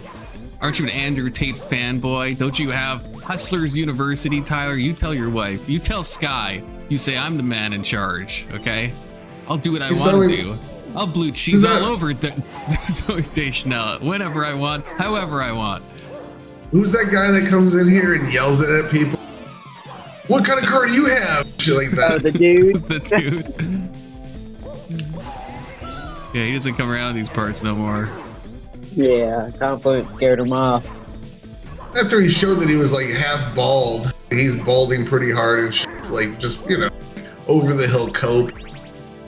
Over the hill coat. What are you doing wrong here? Do you just need to do it faster so you don't lose your buff? You need the buff, but unlike the other one, I just realized you only need the buff to kill these things. You have to kill all of them, but I don't really know what to do at that section. So like, yeah, now I'm gonna die because I don't have the buff, so the green things kill me. Is there something down to your right? No. It looked like there was something down there. But when I get to that part that I was at, because I thought I had to rush, but I could technically sit here forever because I thought I was underwater for some reason, but I am not, in fact, underwater.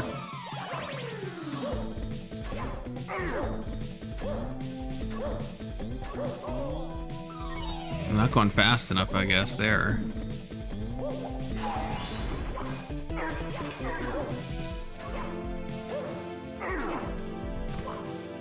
Can't I just land on this and then, oh no, because I don't have the buff to refresh. Okay.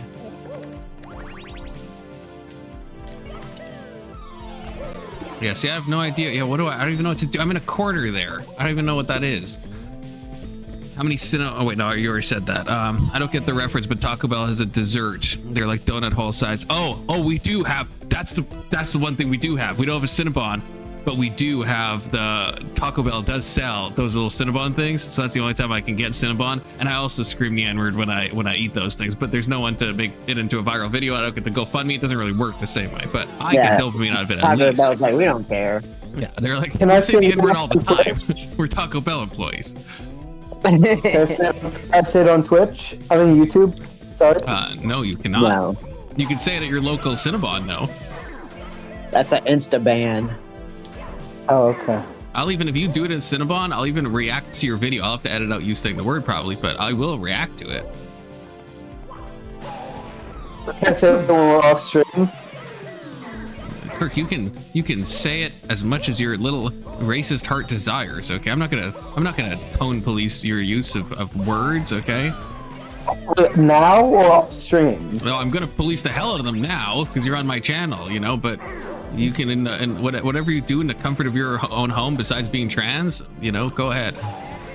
I'm off stream on Discord. That's it. What? Yeah. You can say it in the Discord chat. Yeah. Holy shit! I'm not repeating myself. Off stream, can I say it? Yeah. Kirk, I don't like how badly you want to say this, okay? What? Yes or no? Are you getting off to this? I need to know the reasons now. No, but can I say it off stream? So I don't know. I don't know, Kirk. We'll approach that bridge when we come to it, okay? I need to know because I'm gonna get banned if I say it on stream. So I don't want to get banned when I say it on stream. So I'm saying, can I say it off stream? Yes or no? I'm saying you're not gonna get banned if you say it. Again, obviously read the room of like who is in the call, but I'm not gonna ban you for saying a slur in a voice chat in Discord if we're not streaming, unless there's like people around where it's like you should know better, you don't know who's in this thing, and now you're just like saying a slur and now you're causing me problems. But otherwise, you know, yeah, sound off. I mean, Have at it. yeah, give it the old college try, you know, experiment a little bit. Try the soft A, try the hard R, you know, see what feels right to you. Because see, I want to be a racist white girl. You want to be a racist white boy. That checks out. Well, Kirk, you're I got some good news and I got some bad news. You can be racist. In fact, I think you probably already are. You can't be the other thing, though. So I'll meet you halfway. Yeah. That's my olive branch. You can be racist. I can't be a girl? Okay. You also really can't be fully white because of the grandpa incident. Oh, true. Yeah, because he's Jewish. Yeah. Okay, well, I don't make the rules, Kirk. I want to be a racist, partially Jewish girl. You could probably accomplish 2 of those. Yeah. So 2 out of 3 ain't bad, Kirk, if you think about it. Yeah, I mean, it's acceptable. Don't tempt him, Confluence. Kirk will film a video saying N-word in public and then turn to camera and ask him physics or economics is fate. That's true. We'll be like, hey, N-words, ever heard of Don Quixote? That has nothing to do with physics. No, I don't want to tell. That would be a fire video, though. Just think about that for a second. That would be good. I don't support it, to be clear, but it would be a viral internet sensation at the same time. Wouldn't be the first Jew to do it. Won't be the last. You could be the next Cinnabon girl, okay? Oh yeah, I want to be a Cinnabon girl. Les Chief, how do you not get the reference, by the way? You never seen the girl, the Cinnabon employee that like is with the Somalians, and then she like not screams, so she just like keeps calling them the N-word, and then all the white supremacists and whatever donated like $200,000 because she lost her minimum wage job in Cinnabon. And it's like, what is happening? She made like so much money off of being deranged, and she is deranged, and like she's like some rabid like lefty even. She's not even like what kind of person you think she is. See, I think like a woman. She was charged with like child abuse before, everyone like dug into her past and stuff, but that didn't stop people from donating. Well, no, I wouldn't. I don't want to be associated with her. She's associated with child abuse. Oh, it's too late. It's too late. You made your bed, Kirk. Okay. They sleep in it. And now you're making me clip Cinnabon, damn it. Kirk, I got some other bad news. If you don't want to be associated with, you know, untoward stuff involving, you know, grooming things, there might be some other choices you should reconsider. What? Nothing comes to mind, but Just be careful. yeah. It always could be in something you do like. Do you like the song that goes, the Grease song? The song Grease from Greece? Is that the Grease Lightning one? Definitely been a while. The one that goes do do do do do do do do. The only songs I know from Grease is like the Summertime Love or whatever it's called. I don't know. Les Chief will know. He's an old head like that. I haven't watched Summer Grease. I haven't watched the Grease. It's proper, but I have seen the song from it. Yeah, I mean it's a musical, so it has many songs in it. Well, it's Some would also say a movie. more than 3. And it's also a book. How am I not doing Right? this fast? Is it not what? Conference. Am I crazy? Isn't it a book and a movie? It's a music. I mean, it's also I think a movie, but I think it's a musical, right? No, it's a movie and a book. Right, but the book is like the movie is like a fucking musical. There's like so many songs in it. No, but there's also a movie. It's not a musical. Oh, well, that's like the Heathers. There's like, you know, it's one of those, probably one of those things But where it's isn't like there's a it- movie, but isn't- also like a. Isn't it based off of a book? I don't freaking know. I don't. Why are you asking me this? Do I look like I'm like a diehard Grease fan? See, instead of asking people about Donkey I need to ask people about Greece. That Well, needs see, to be my Les Chief does know. Grease is the word. See, I don't even know. Probably if I heard it, I'd know it. He says that's a song you're referencing. Yeah, that's what I'm talking about. That's what Greece I'm is the talking about. word. If I go too fast, I miss my power-up pickup. If I go too slow, I die to the little green sludgies. Man, my friend who plays Kaizo told me I would beat this in like a couple hours. He greatly underestimated how shit I am at this. Can you hear it if I play it in the background? As long as I can't hear it, because then I'll get copyrighted. Oh, okay. If I were judging this, it would get more points than Kirk. Out of 30, if I were judging this, it would get more points than Kirk got on the Horseradishes channel for his last debate performance. Okay, so more than 0. Nice. Yeah, well, 3. He got a 3 out of 30. Oh, right, yeah. Kirk, I found out you know Jacob. Tell us how you know Jacob. And I his know letter. you from Jacob. And What? of course, I'm a notified online who's interested in psychology. Of course I know Jacob. Just how have you never mentioned this? I feel like you were keeping this a secret from me. Did you know I know No Jacob? secret. I knew you knew Jacob. That's weird. That's how I you never found mentioned. you. That's weird I that you found never you from mentioned it Jacob. then. That's crazy. You see how there's a pipe down there in the water when you fall? That's what I was asking about before. Is that not something you can maybe go to? So I Because you're found clearly running out of time. well, I can't go down there. I think I have to, like, if you mean this, like, then I have to, I think, go this way. Oh, wait, no, I just die if I go that way. Never mind. Yeah, if I fall too far down, then I just auto die. But I at Okay. least know what I have to do. But yeah, I don't know. I don't know why I'm like, I don't know what I'm missing, that I'm not like going fast enough. I'm also missing that power up like every freaking time. Yeah, you're taking a bad angle. But then if I take a different angle, then I miss the freaking green thing. And then you're taking two bad angles. Yeah.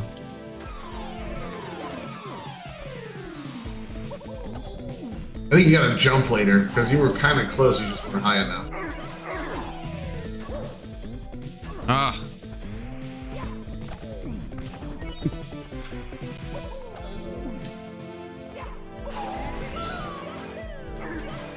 Because it has to be like a sharp enough angle to hit that, but now it's gonna like run out. Okay, wait, what if I... Okay, wait, maybe that's the thing. Get the green guy after I get the power up.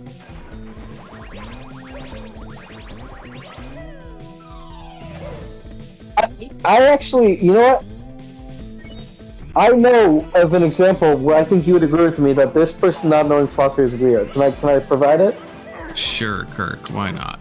I have a friend, and she's really interested in art, and she teaches people who teach art, and she loves art. So the fact that she's not interested in philosophy is a little bit weird because art is deeply philosophical. That's like the stupidest example I think you've ever brought up with why someone should be interested. That's like the least. If I knew someone who's into art, I would think almost certainly they don't give a fuck about philosophy. My intuition would go in the opposite direction of yours. But isn't art deeply philosophical? No, I wouldn't even say so. I mean, like aesthetics is like a branch of philosophy. So yes, art is deeply philosophical. There's philosophy of art, there's aesthetics. What is art? What is beauty? What is good about art? So close. Yeah, but that's not, artists aren't thinking about like, it's the same way of like someone who has a strong moral opinion isn't necessarily thinking about meta ethics, right? Or someone who's like doing math isn't necessarily thinking about like formal logic, right? Like, even though these things, yeah, those are foundations you can go into, you can obviously most people are making art aren't thinking about like the branch of philosophy of aesthetics. They're thinking of aesthetics in like what speaks to them, what they think will speak to other people, right, etc. But when you're talking about someone who likes art, who's a consumer of art, or who enjoys art, rather, isn't that inherently about the value you place in art, which is philosophical? Because you're not just making it as a routine; you're enjoying it for its value. No, but like I have thought, like I think thinking about like aesthetics is interesting, but it's like, you know, it's like when I think I'm an average art enjoyer, but do I when I look at an art piece, do I give? In fact, I feel like that almost take away from some of my enjoyment. In the same way, if you like go too in the weeds with like cinematography, then when you're like watching a movie, you're like, oh my god, the cinematography. But then it's like you're kind of like the suspension of disbelief is kind of like lost a little bit, you know. You're saying that you would not enjoy art as much if you thought about the philosophy behind it? It's I think there is maybe a risk there, like almost similar to what you were saying about art being like an escape from like the mundane and stuff. I think there's a degree of like intellectualizing something that can kind of like demystify it in a way that's untoward. I'm not saying that has to happen, but I think that could be a concern. But either way, whether or not that's true, I don't think most people that are doing art are thinking about the deep underpinnings, philosophical underpinnings of said art. They're just like thinking of what speaks to them and speaks to others. The reason she's not interested in philosophy, is interested in art and likes art, is not because she has a philosophical value of art, but just because she should subjectively prefers some art to others. Yeah, like that's like, you ever talk to an artist, Kirk, like in your life, and not ask them about like ethics or aesthetics? Like they're not gonna have like their own reasons on why they do what they do, right? Which are valid reasons. They don't need to know the fucking, you know, gay underpinnings of it.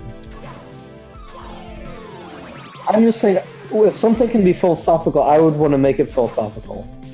Well, I know you would. I just don't know why you can't accept that other people don't.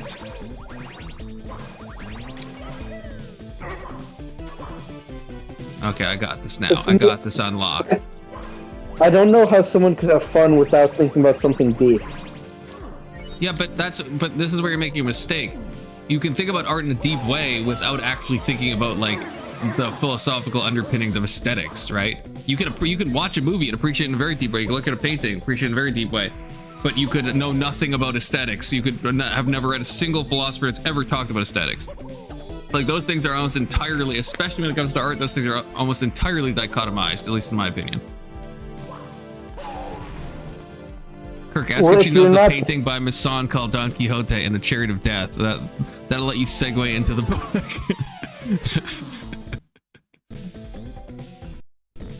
That's true. If your end goal is quixotic in nature, Kirk. How about this? She writes literature, and literature deals with narrative, and narrative deals with philosophical questions about the nature of identity and now I know. And see, at least I know you're being intentionally retarded right now. At least I know that. No, I'm being serious. You're not being serious. I know. I believe you're. I don't believe you're being serious. That because literature deals with narrative, and narrative can be a philosophical topic, that therefore someone into literature should be into the underpinnings. I don't believe you're sincere about that. I don't. I am being sincere. She's interested in literature, and literature can be deeply philosophical. That's true. You're saying true things so far, but then you're so about to. Philosophy? Well, that's the retarded thing you're saying, right? It's like, it's true that art can be, you know, deeply philosophical. And it's true that someone might be into art, but it's not true to think that because someone's into art. I was talking about literature in specific, though. I know, but I'm just making an analogy. No, but I'm saying the analogy doesn't hold up because in the case of literature, you can't escape the philosophy. You absolutely can. What the fuck are you talking about?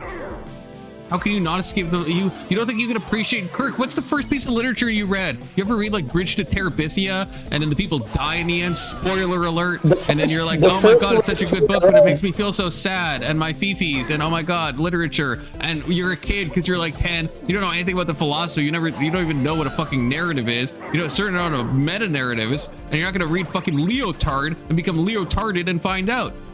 You still enjoyed the literature though, right? The first literature I read was Dr. Seuss. Did you go to a normal... are you homeschooled, Kirk? I feel like that would maybe tie a lot of things together. The first literature I did read was Dr. Seuss. Wait, answer the question. What answer what question? You didn't ask a question, you retard. You fucking subhuman. I did. I think that might be TOS, but Destiny got perma-banned for saying that on Twitch. But no, I asked you a question, you just didn't hear it. I said, were you homeschooled? Were you homeschooled? No, for part of my schooling years, but not for most of them. I fucking knew it. For some of them. But why did you ask if I'm homeschooled? What did you think? What prompted you to ask the question? Hey, Junior. Sorry. Can you answer my question? Again, sassy. What prompted you to ask the question? Because when I asked you if you had read, you know, literature when you were like 10 or 11 in school, you brought up Dr. Seuss. So based on that context, you didn't say when I was 10 or 11. When I was 10 or 11, I was reading Roald Dahl. I specifically did. I gave an example of Bridge to Terabithia. First literature ever. You said my first literature ever. You subhuman. Kirk, stop saying subhuman. Again, I think that might be TOS. My first literature ever was Dr. Seuss. Just call me a goy, My okay? literature- Just say the quiet part out loud, Kirk. The first literature I ever read was Dr. Seuss. I don't care what the first one it is. Holy dodging the fucking question. Did you read literature before you knew about philosophy? Did you enjoy a piece of literature? That's the question. Yes, I enjoyed Roald Dahl, and I didn't know anything about philosophy. Okay, so it's totally possible then for someone to be into literature and not know anything about philosophy, aka you before you knew what philosophy was. Fucking checkmate, atheist. I was not in school when I was 10 or 12. I was in public school. I don't care. So stop telling me I'm homeschooled when I wasn't. I did. First of all, you were homeschooled. Second of all, I'm not telling you you're homeschooled. I asked you. Not for when I was 10 or 12. Not for when I was 10 or 12. Not for when I was 10 or 12. Not for when I was 10 or 12. Not for when I was 10 or 12. I never said when you were. First of all, again, I asked you if you were homeschooled, and the answer was yes. Okay, to be clear. No, the answer was no, I wasn't. I wasn't homeschooled. I went to public school when I was 10 or 12. Oh, okay, so you lied when you said you were homeschooled for a time? I was homeschooled for a time when I was in high school. Okay, so you true. okay, so you were homeschooled. For a very small part of my schooling career, yes. Why were you homeschooled? Because after COVID, this was during the pandemic, and we transitioned to online school after COVID. Okay. Did you like school, Kirk? Yes, when I was in public school and when I was homeschooled. Did your stepmom homeschool you? It was an online course, and I don't have a fucking stepmom.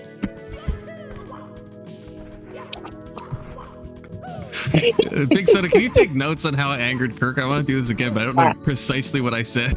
So, if someone can rewatch this and give me some notes, actionable steps I can take to make Kirk crash out.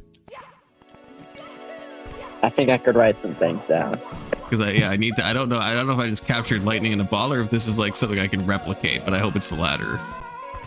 We're definitely I'm starting the conversation with homeschool. It's getting old. I was not homeschooled when I was 10 or 12. Loudly, it's homeschool coded. Not very well adjusted behavior says. Leon, I don't believe it. Can we ask your stepmom? Yeah, can you get her on stream? I didn't read Dr. Seuss when I was 10 or 12. Do you understand that, yes or no? Look, the places you'll go, which Les Chief mentioned. I read that book like 2 years ago. That's a fucking fire book. There's nothing wrong with Dr. Seuss. He was a real medical doctor.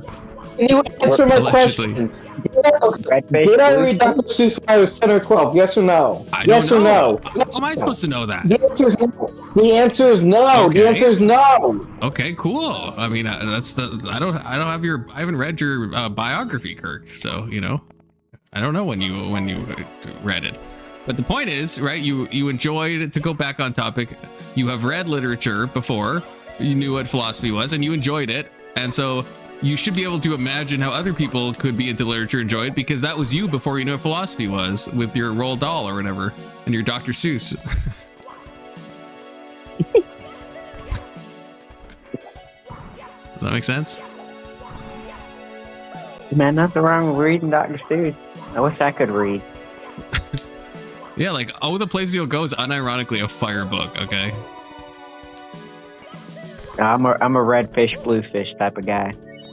I feel like Green Eggs and Ham is like some like a secret like gay allegory that he's trying to like groom him into liking Green Eggs and Ham.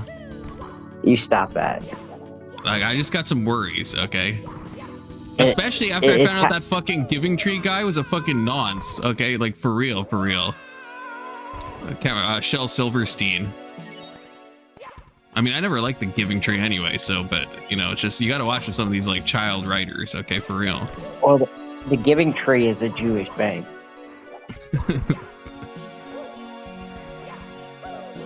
So you gotta be careful, Missing the triple jump. Anyway, Confluence, can you just leave me the fuck alone? Kirk, I wasn't even talking to you. No, I mean... Can you leave me the fuck alone, bitch? Kirk, are you drinking? Are you trying to challenge Alex's sassiness levels? Okay. Where is Alex? I feel like we haven't seen Alex in a hot minute. Confluence, you asked me what was the first literature I ever read, and I answered Dr. Seuss. Are you fucking retarded? That's not what I asked, you fucking Noah Hyde. Yes, you did. No, that's not Go what I asked. watch the stream. Go That watch the is- stream before. Go watch the stream, bitch. That is not what I asked, Kirk. You were making yourself Yes, it into a is. fool. That is not what I asked. I never asked what was the first piece of literature you asked. Those words never left my mouth. Okay. The idea never did. You're lying. You're lying now. No, And I'm not prove me listening to wrong, lie. Kirk. Prove me wrong. You can go back. I'm not doing your homework for you. You can go back and watch the stream You're for the one yourself. accusing me of lying, okay? Well, why would I go back to Hey, prove doesn't that matter. I'm That's not a a question liar? that doesn't fucking matter. That's a question I thought you were asking. Okay, that's fine. That's a true statement. I didn't ask that question. Maybe you weren't spurging so much. No ways this bad. I think the homeschooling thing. I think that's the note I have to go with. I think that's the what's your pain point question? that I have to exploit. What's the question before I fucking, Now, fuck that's your the- mom in front of you? No, that the killing thing is definitely to you as Kirk. So I don't want to I don't have to ban you. I didn't say anything about killing. I said fuck your mom in front of you. Okay, that's also that's a Consensually. little. I don't think that should consent to that. Unlike your stepmom, but see, Kirk, I would never do that to your stepmom while you're there. I wait till it's bedtime and then I go to your house. I always do that. Because I'm a respectful Christian fellow. Unlike yourself, apparently you Noahides, you're gonna do stuff. Well, isn't that against the Noahide law? It should be. Papa, that's so respectful. Can you Thank you, just Big leave me the Soda. fuck alone? I like Crash Out Kirk. Can you just leave me the fuck alone? Kirk, you should crash out more often. Are you capable of leaving me the fuck alone? I don't know what that means. Leave me the fuck alone. Shut the fuck up, bitch. It's like See- imagine coming into someone's room and then telling them, "Hey, can you leave me the fuck alone?" See, this is what I said. Kirk, every so often he gets on his big boy pants to try out the performative, And he says bitch in that way where you're not used to swearing, so you hit it a little too hard. But I appreciate you trying on different identities, Kirk, as long as they're not the gay kind, So I'm all for this. Can you just leave me alone? Can you just leave me alone? What am I supposed to do here? Not in your situation, quiet. Kirk. And not in your situation. Not everything's about you, Kirk. Some stuff's about fucking Mario. Okay, not everything is fucking about you, you fucking narcissist. No, don't talk. I don't want to hear your voice. That doesn't make sense, Kirk. That doesn't make sense. That's not even I do not want to rational. hear your voice. Your voice is annoying. Well, I mean, he does have a stream to run. Yeah, he's evolving. Yeah, bro, Kirk TOS. Yeah, I know he did. I didn't think that happened, but Well, there's a first time for everything. Don't feel bad, Kirk. I did too. everyone gets one, okay? I didn't break TOS. Well, maybe I misheard, You just gotta say in Minecraft, okay? Okay, in Minecraft, I'm gonna have sex with your mom. And I'm gonna eat pork chops. Because it's kosher in Minecraft. You eat pork chops in real life because you're fucking Noahide. Why'd you have to go to Minecraft for that? Well, I was making What a am joke I about my supposed Jewish to- grandpa. What am I supposed to do there? I don't understand. God, this hack is so cool, though. Not gonna lie.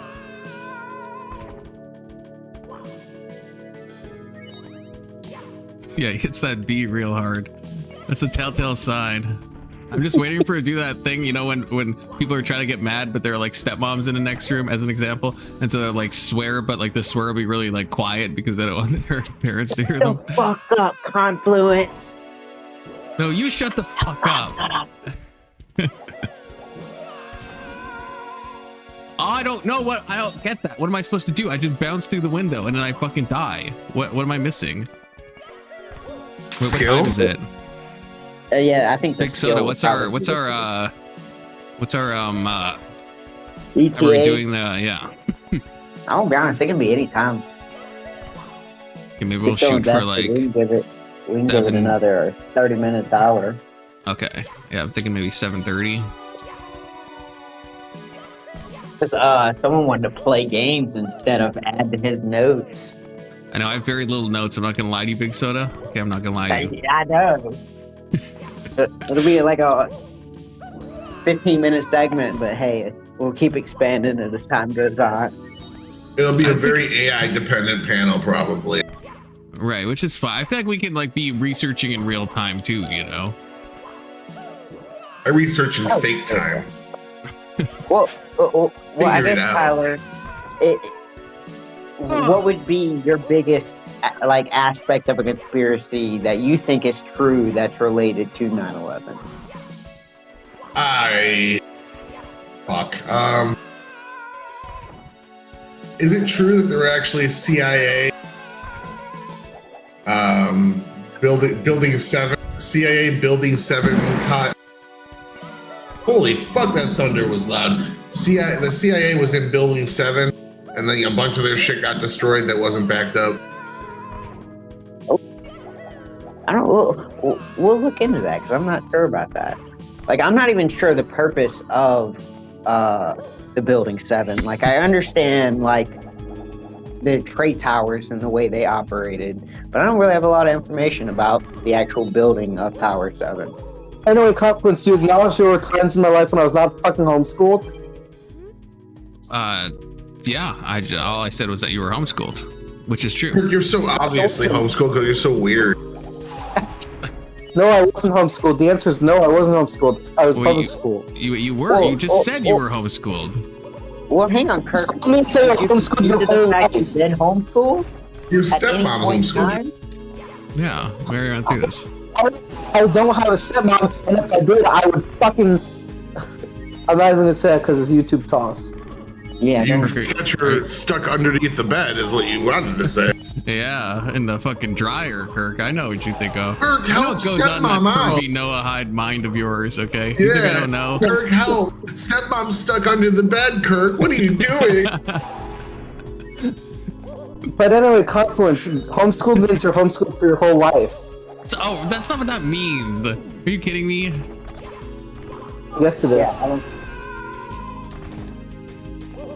I think it's if you've done it once, you're homeschooled for the rest. Yeah, it's a general term. I went to a high school with a girl that was homeschooled, and we referred to her as the homeschool girl, even though she was literally in public school when we met her. I won't be honest. Same thing with us. There was a homeschooled kid that came in his first year of 9th grade, and they were still calling him the homeschooled kid till Yeah. fucking senior year. She ended up being a slut too. Double win. That's This guy used to unfortunate. do Naruto. This guy used to do Naruto runs. That checks out. Kirk, do you ever hit a really good Naruto run? Fuck off. Leave me alone. He does. He does. Something he just stopped doing. He's doing one right now in his room, and he's like, "Oh shit, they have my number." It's not. No, I'm not doing a Naruto run. What are you even talking about? I don't even know what that is. Oh, it sounds like you Well, know usually plenty. Usually people who don't know what it is will say, "I don't know what that is," and then say they've never done it. Not saying I'm not doing a Naruto run. In fact, I don't even know what that is, so I couldn't be doing one. It's impossible.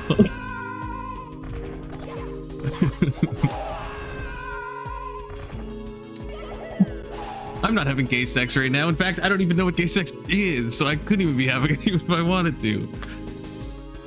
See how that sounds, Kirk?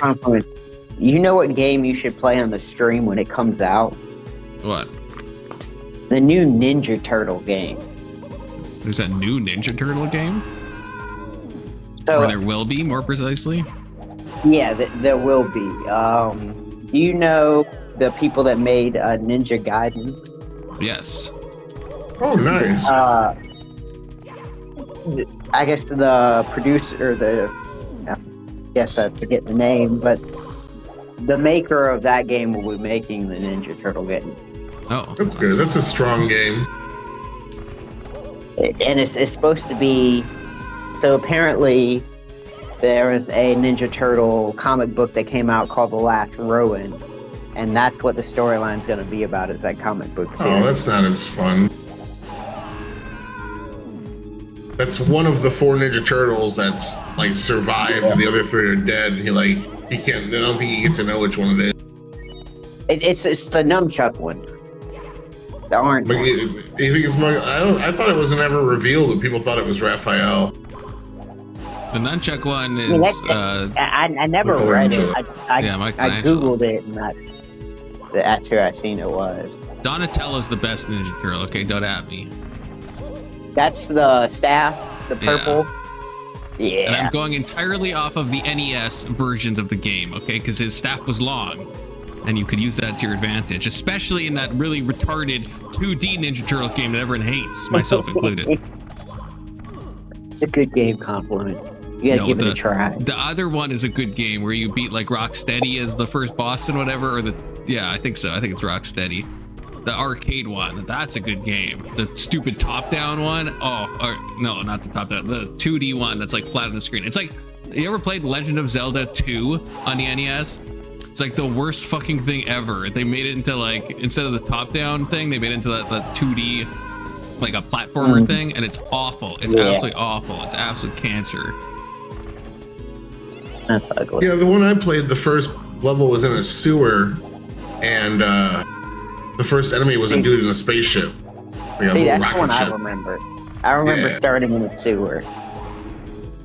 Wait, which is that? Lost Turtles in Time or whatever? I'm trying to think which that was. That what system was it on? Oh, I don't remember. One of them? I can't remember either. Would it have been GameCube? I don't think so. It could have been Super Nintendo if it was the one I'm thinking of. Maybe it was Super Nintendo, because I remember with my Super Nintendo, I remember playing a Ninja Turtle game and a Power Ranger game, and I don't think I ever played Power Ranger past the Super Nintendo. What systems did you own as a kid? Super Nintendo, Game Boy, that turned into a GameCube, then it turned into a PS1, then it turned into PS2, Xbox 360, back to PS4, and then now Xbox One. Dang, the last console I think I owned would have been a PlayStation 2. Today I kind of use it as a entertainment center, but we just got a smart TV, so now I kind of get in the way. Oh, I'm failing so hard at this. You like the aesthetics of Zelda 2? Do you at least acknowledge it's a terrible game? Why didn't they just do, like, they got it right? I mean, they learned, right? Because then they did, like, what, A Link to the Past? And that game's fucking incredible. So at least they took notes that, like, no one wants this 2D Zelda bullshit. Ah, I keep missing that triple jump. Fuck. And then, so now all my kids have colored on it, and On your Xbox One? Or your yeah, smart TV? no, my Xbox One. Oh, they colored all over the face paint, or the face plate. That's a crazy thing that kids do, eh? They just fucking color all over shit. It's like, what is that instinct? Just the whole world's their canvas, you know?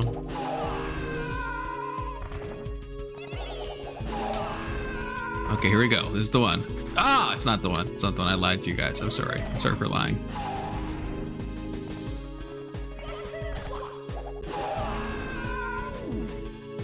Okay, I'm gonna stop after I get this next star, okay? I don't know how close I am to the boss.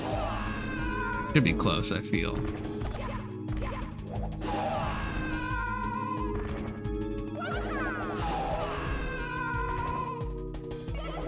Ah! Okay, at least I got further. Is Kirk still here? Is he still molding? Shut the fuck up. Hey, Kirk.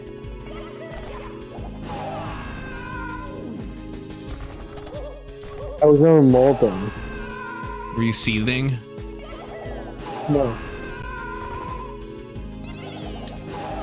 Okay, what do I do now? Is that it? Oh, thank God. How is this not boss coded yet? What the frick?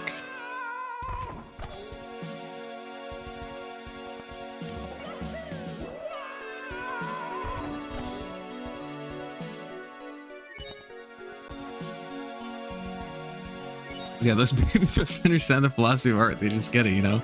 Exactly. Ah, that's going too fast. I don't have that kind of reaction speed, game.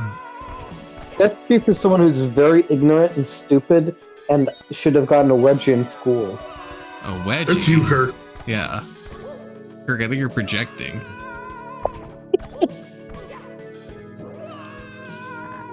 Yeah, can you even get wedgies in homeschool? If your stepmom does it, yeah. Yeah, she bully you? Your stepmom bully you in homeschool? No. Need to create that artificial need. Can you stop with the stepmom thing? It's actually getting fucking annoying. I don't have a fucking stepmom. And I'm starting to get fucking pissed off, and it's starting to be a violation of my fucking boundaries. Kirk, every time we talk about boundaries, I just can't help but laugh because you violate everyone's boundaries constantly. When I tell you something about myself and you keep lying about me, it's getting old. It's starting to hurt my feelings.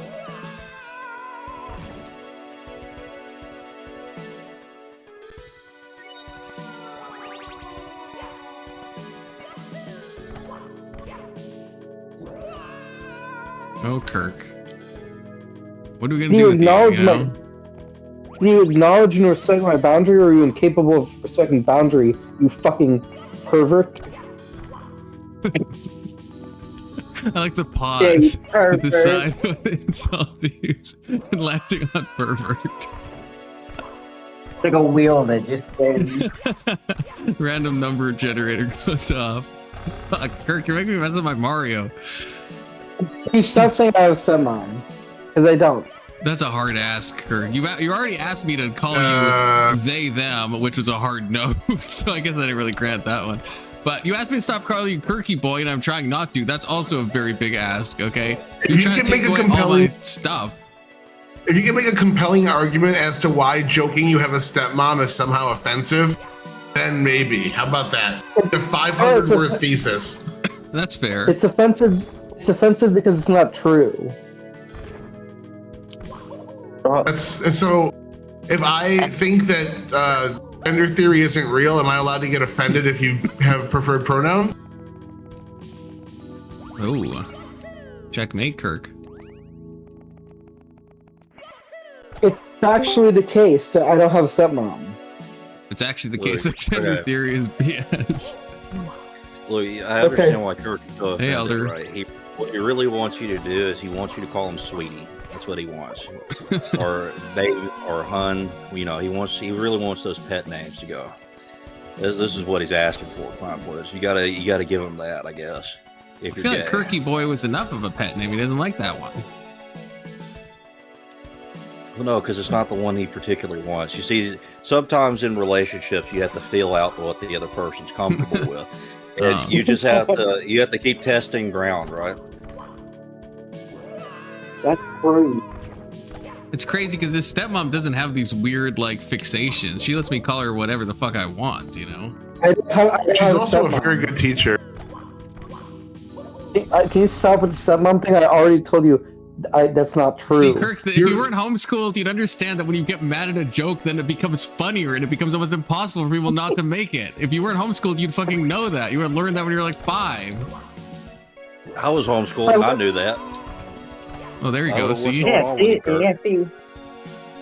That was mine picked it up. I wasn't homeschooled when I was 5, so it wouldn't apply either way. That literally made no sense. I'm getting out of here while I still got some brain cells. See ya. I wasn't homeschooled when I was 5. You're saying that I learned that when I was 5. I did learn that when I was 5 because I wasn't homeschooled. Well, he's gone now. What about that doesn't make sense, Confluence? Oh, the boss. Here we go. Okay. What about that doesn't make sense, Confluence? Well, I think it makes sense. That's why I said it, you know? So you can't ask me why it doesn't make sense. Yeah. Like, what answer am I going to have to that? I wouldn't have said it if I didn't think it made sense. Sad.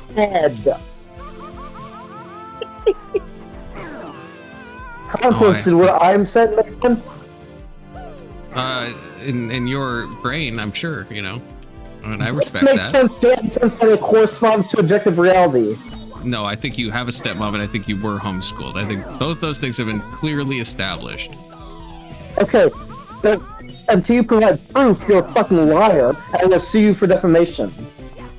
That's very Noahide coded of you, Kirk. I'm glad that you're living up to your values. I don't have a stepmom. See, in I don't know if you have defamation, a to win case for defamation in America, defamation. yeah, you have to prove that I'm knowingly lying. In fact, I very much think you have a stepmom. So I'm not knowingly lying.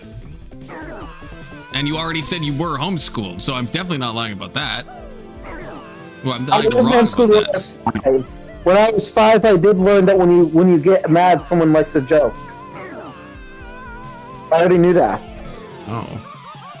So you want us to keep joking about that is what I'm getting.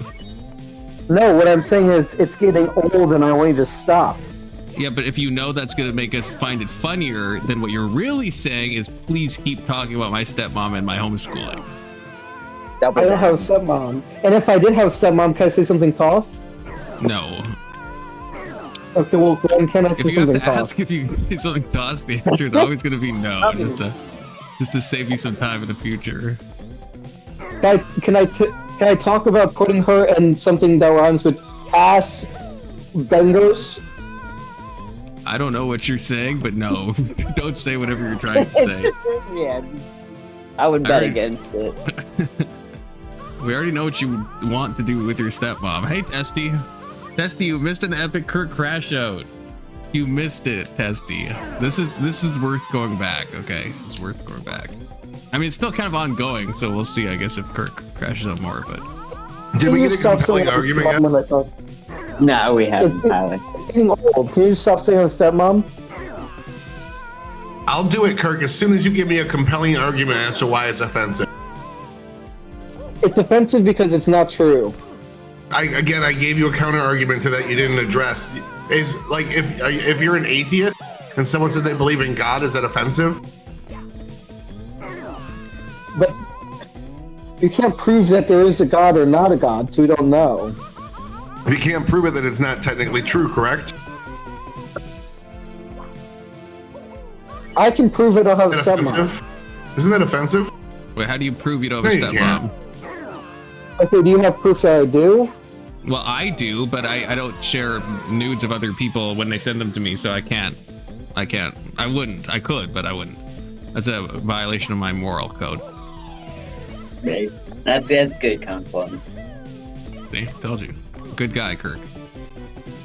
I'm proud to be your stepfather. I'll Well, I invite don't you to the have wedding, stepmom. don't worry. Well, I don't have a stepmom, so you can shut the fuck up. Oh, wait, Confluence, does that make you a Noahide now? Oh, shoot. I don't know. Kirk, does that make me a Noahide? If I marry your stepmom? Well, I don't have a stepmom, so it wouldn't make you anything. Hypothetically, if you did, and I was smashing her every Tuesday, and then we got married in a beautiful ceremony, and they did the little Jewish thing where they break the glasses, would that make me a Noahide? No, it would not, because They're even though gonna poke your dick. means following the 7 Noahide laws. Okay. They gotta poke your dick Then and you draw would blood one. automatically be. You'd have to get circumcised again. Yeah, Oh, exactly. shit, right. The whole double circumcision thing. They gotta poke your dick and draw blood. Yeah. Hoping to avoid that whole process and, maybe get in through marriage. God, I'm gonna fuck this up so bad. You get some old Jewish man handling your balls and junk. Boy, vey, look at that hog. Is that kosher? Oh my. No, I'm not gonna make it.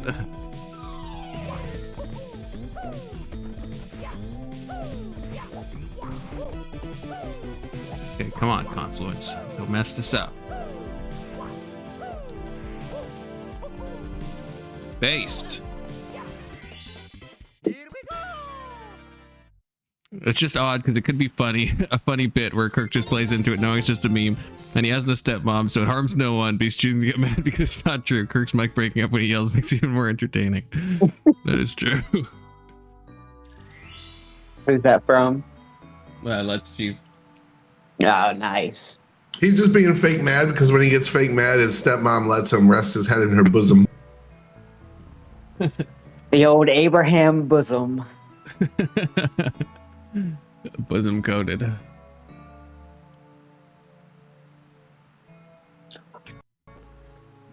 Yeah, I want to get to the next area so I don't lose track for next week, and then then Confluent's gonna eat some food. He's not gonna order Taco Bell. I mean, I probably will later. I'm not gonna lie to you guys, but not right now.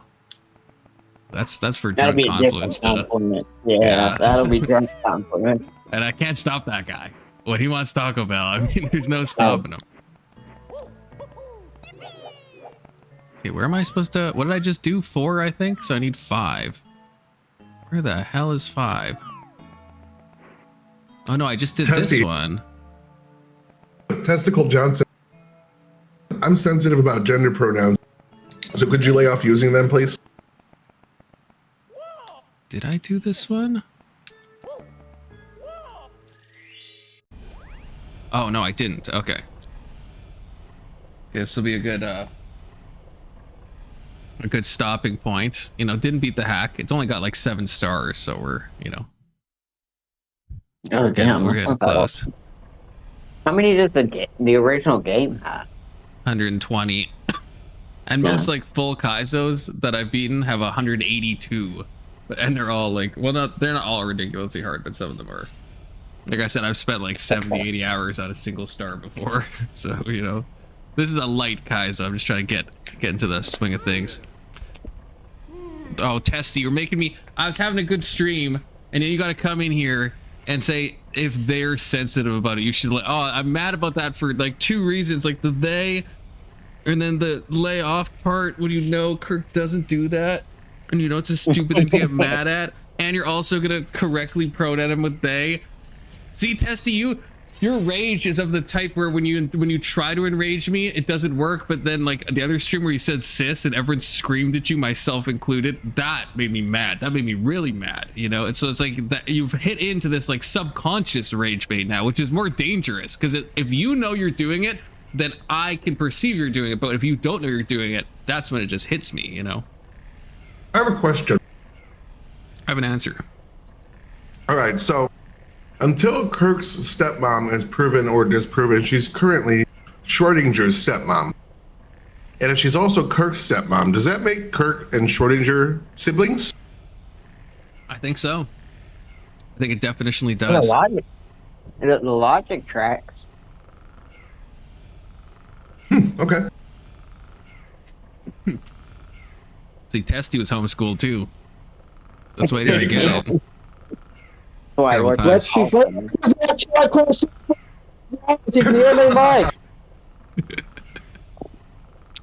I just heard Kirk say "let's sheep" and then everything just cut out.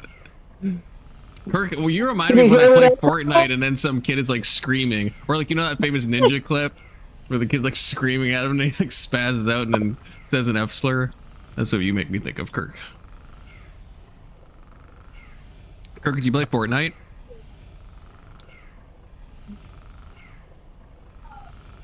Kirk? Can you hear me now? Yeah, do you play Fortnite? No. Kirk, every time you scream, you just cut out. Your like noise gate is on or whatever. I don't know. Some about Let's Chief, some about the Fortnite or something. I don't know what you're really saying. I don't play Fortnite, dumbass. Okay, Kirk, I'll make a deal with you, a Faustian bargain, if you will, and you must. Okay, I will stop saying you have a stepmom if you convince your stepmom to come on my panel one time. For like 10 minutes. She has to join the panel for 10 minutes. Okay, your mom, what you say is a mom, what I say is a stepmom. She comes on for 10 minutes. I don't say anything weird. We just talk, just normal, nothing strange. We're not gonna like hit on your mom.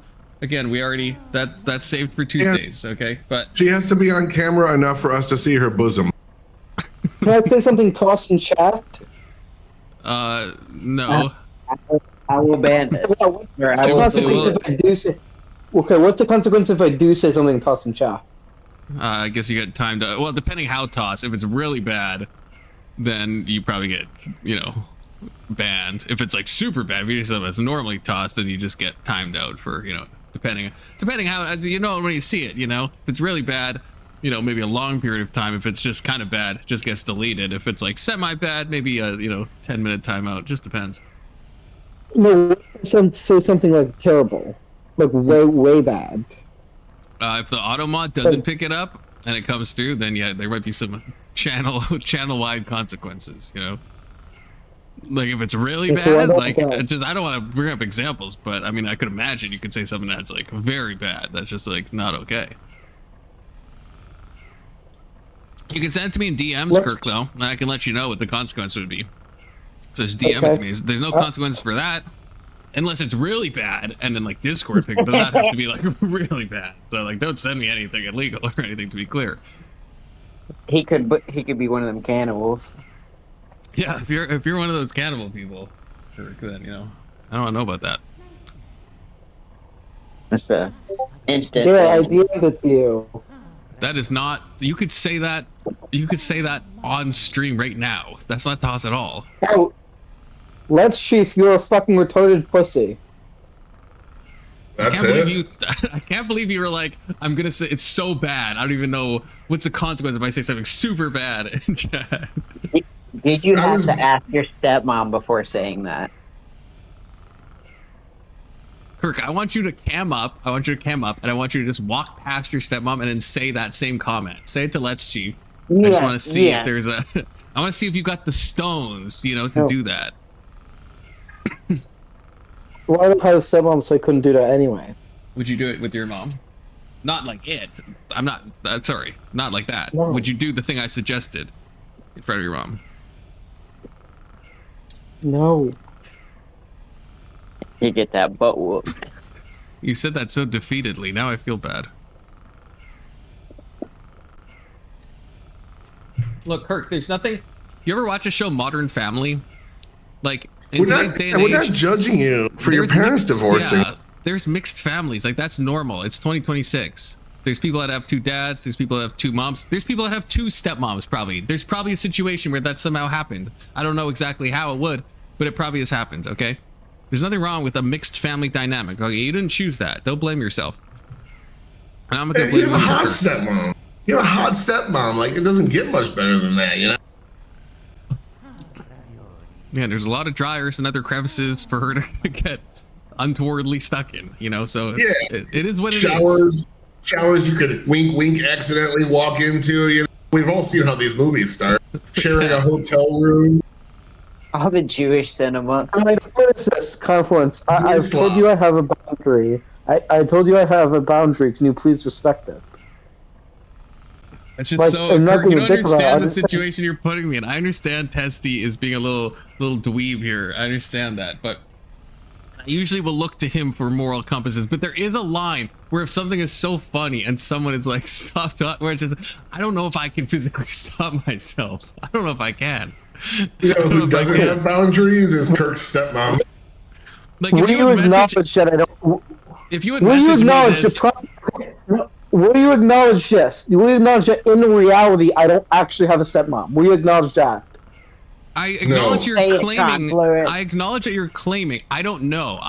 It is like kind of like Schrodinger's stepmom, as Tyler said, because I don't know if you do or don't, right? Like, and she tells me one thing.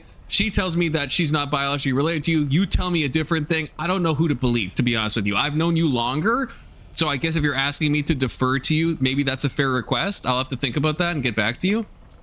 I'm just honestly not sure. Does that make sense? I believe you know I don't have a stepmom. I don't know. How would I know that, Kirk? How would I know that? Because I've told you that multiple times. She claims to be your stepmom, bro. She says the opposite. So now you're like you're pitting me against your mom / stepmom, and you're making me choose. I don't like when people give me ultimatums like that. Okay, does that make sense? That's a boundary of mine. I don't like the ultimatum thing. You acknowledge you live in Canada. I live in Picayune, Mississippi. There's no physical way for you to meet any of my family members. You know airplanes exist, right, Kirk? Confluence, and also do you acknowledge that's how Confluence and your stepmom joined the Mile High Club. Confluence, you acknowledge what you're saying is patently absurd and it does not correspond to reality in any way whatsoever. Do you acknowledge that maybe the thought of me with your stepmom is so troubling that you'll come up with any reason to deny it? I think he wants to watch from the closet. Because I understand it could be upsetting, and maybe I shouldn't have told you in this way. Maybe I should have DM'd you this. Maybe your mom should have, talked to you. I don't know, Kirk. Look, I don't know. Situations are messy. Things just happen. Feelings get hurt. I'm sorry about this, okay? Conflicts, if you admit I don't actually have a stepmom, I wouldn't get upset about it. He's not making you call him dad, bro. Yeah, but if you come to see me as a father figure and I'm with your stepmom and you want to, but we'll maybe cross that bridge when we come to it. It just depends. If you admitted I don't have a stepmom, I wouldn't be upset about it. I don't know. Can I be ambiguous? Is that not fair? Because in real life, Kirk, in real life, you could have I can't say that. I don't know. I acknowledge you're saying you don't have one, right? That's all I can give you. Just start with a game of catch in the front yard and see where it goes. Yeah, we'll take things one step at a time, It's getting old. Yeah, but you're revitalizing it. See, it's actually more fresh than it's ever been, because that's the problem. That's why the homeschool thing is related, because it's actually more funny than it's ever been before, which is the problem. Which is why it's really hard for me to obey your request of not talking about it, because it's just hilarious. Is the problem. That's the issue with these types of crash outs. You brought the panel and chat together, and everybody besides Testy is joining in on trolling you. Yeah, that's the thing. So it's difficult to stop. You did this, Kirk. You did. This is a lesson, okay? A life lesson. One of the first I will give you as your stepfather. Actually, I don't even know if someone marries a stepmom, are they that person's stepdad? I actually don't even know how that works. I don't know. I think you're his real dad. Hypothetically, if you did have a stepmom, Kirk, I'm not saying you definitely do, but if you did, and I married her, am I your stepdad, or am I your stepdad once removed, or how does that even work? Well, he's so passionate about her. He calls her mom. He doesn't even acknowledge she's his stepmom anymore. So I think that at that point you'd be his stepdad because of that. I think that's fair, actually. Yeah, because if you see someone as a mom, if you're adopted, let's say, then you're calling that person mom. They're not your biological mom, but they're your mom. And then if they married someone, that would be then your stepdad, I guess. But what if he did? What if you have a stepmom and then it is just your stepmom, and you acknowledge it's a stepmom, and you're not denying reality and stuff, hypothetically, and then that stepmom marries somebody, who is that person to you? Is there a name for that? What do you want to call Confluence, and does he have enough authority to send you to your room? Those are both important questions. He can't send me to my room. Okay, just let me send a quick text, because I can do this by proxy. Where's my fucking phone? This. Would you compliment me if my butt looked cute in a skirt? Then I would call you daddy. Oh, God. It's untoward. Honestly, disavow. Oh, I wish I had my soundboard to hit all the disavows. Oh, God. Oh, well, untoward, Kurt. We're going to have a serious conversation. Kurt. You won something. I mean, you made me crawl out of my skin, okay? So, I mean, that is an accomplishment. God damn. If your stepmom could hear that, she'd be so ashamed. She would be. I'm going to have to talk to her about this later. She will not be happy about this. Beside herself. That's a good note to end on, I suppose. As good a note as any. You asked if I would call you dad. I gave you an example of a condition that would have you met. I suppose. Yep. Well, it's been a fun stream. See you guys for 9/11, which is in what's the name of the show? Conspiracies of Confluence Theories. What's it called? Yep, exactly. Did I nail it? Yes, that show. What I just said. That's gonna be in 30 minutes, probably 30 minutes. I'm gonna make some burritos, not Taco Bell, my own burritos. Okay, and I'm gonna restart the stream on StreamYards where we talk about 9/11, who did it, and why was it the Saudis? Because it definitely was, and I don't just mean the Saudi people. I mean the royal government. Okay, now I've been really booked up on this. I took a lot of notes. I've spent a lot of time, a lot of blood, sweat, and tears coming up with this theory on why I think it's the Saudi government. So Tune in to find out why and to argue this point. Later to Sticker Johnson, you better join for the 9/11 stream unless you have cool stuff to do, in which case skip this cool stuff and definitely join. Kirk, are you going to be here for the 9/11? Also Tyler. Also Tampa joined. I didn't even realize Tampa joined. Tampa, why didn't you talk? How long have you been here? There were men speaking. I didn't want to interrupt. Fucking know your place. There was a Noah Hyde speaking. Okay, you have the Tampa. Let's be real. You're as a woman, you're above the Noah Hyde. Okay, you know that. That is Okay, fact. well, like, what happens if I identify as Kirk's stepmom? You are Kirk's stepmom. Oh, the stepmom is inside the panel. Oh my gosh. I am Holy bricked shit. up right now. That would be a plot twist. Oh my god, if Tampa actually was Kirk's stepmom. Kirk, if you ever did something like that, you snuck someone. Oh, you should do that. You sneak someone into the community that's a woman, and then you do a big reveal that the whole time it's actually your stepmom. That would be fire. Kirk, I'd respect you forever, okay? I'm just saying. Oh yeah, Testy's on horses tonight. Okay, that's right. Which I will be reacting to probably tomorrow, okay? So, you know. Hopefully it shows up. You know, he's always running. That's No, probably he's Testy. Been a little bit kicking lately. Mister, I can't do any debates until next month. It's got a debate tonight. We'll see. Well, Testy, who are you debating? If you're still here. Tyler, are you on horses tonight? Are you judging? No, I'm not doing any more scheduled stuff for the next month. Right, yeah. Well, Until everyone if you piss want off. to take a break and you want to talk about 9/11, Joe Biden, okay, then join the Confluence YouTube panel. Yeah, Just saying. I'll fuck around. I need somebody that has an app idea to like live stream building an app with me on fucking Claude. That's what I want to do. I need ideas. I don't have any fucking ideas. Give me an idea. An idea for an app? Oh man. Build a trans registry. Oh, Testy says he's debating someone he knows IRL. I'm debating Mr. Hammer. He's a buddy of mine. I have met him IRL. Man, that's crazy. Oh, like the guy that looks like Bam Margera? Or is it a different Hammer? Are you thinking of MC Hammer? That's a different person. That's a different Hammer. Yeah, Wait, is it Caleb Hammer? Are you debating Caleb Hammer? Is that who Mr. Hammer is? Testy? That's crazy. I was watching him today, okay?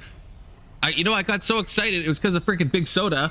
I remember seeing a notification at work that Big Soda posted a thing. He's like, this is the craziest financial audit I've ever seen. And I was like, oh, sweet. A new financial audit I haven't seen. I'm so excited to watch this. I wake up this morning, go to watch it, find Big Soda's link. It's from 3 months ago. It's an episode I've already seen. I was like, fuck me. So I had to find something else to watch of Caleb Hammer, and it wasn't as good, you know? Tell me that's not a crazy one, though. It is a crazy one, but I just thought it was like a new one or something, and I was like so excited for this, and I was like, oh, I already saw that fucking one, you know? He just goes by Hammer. Caleb Hammer, says to Sicker Johnson. I haven't seen any of the newer ones. Like, I'll see a clip, and then I'll be like, holy fuck, that shit was crazy. And then I'll click on it, and I'll follow it to the episode, and then...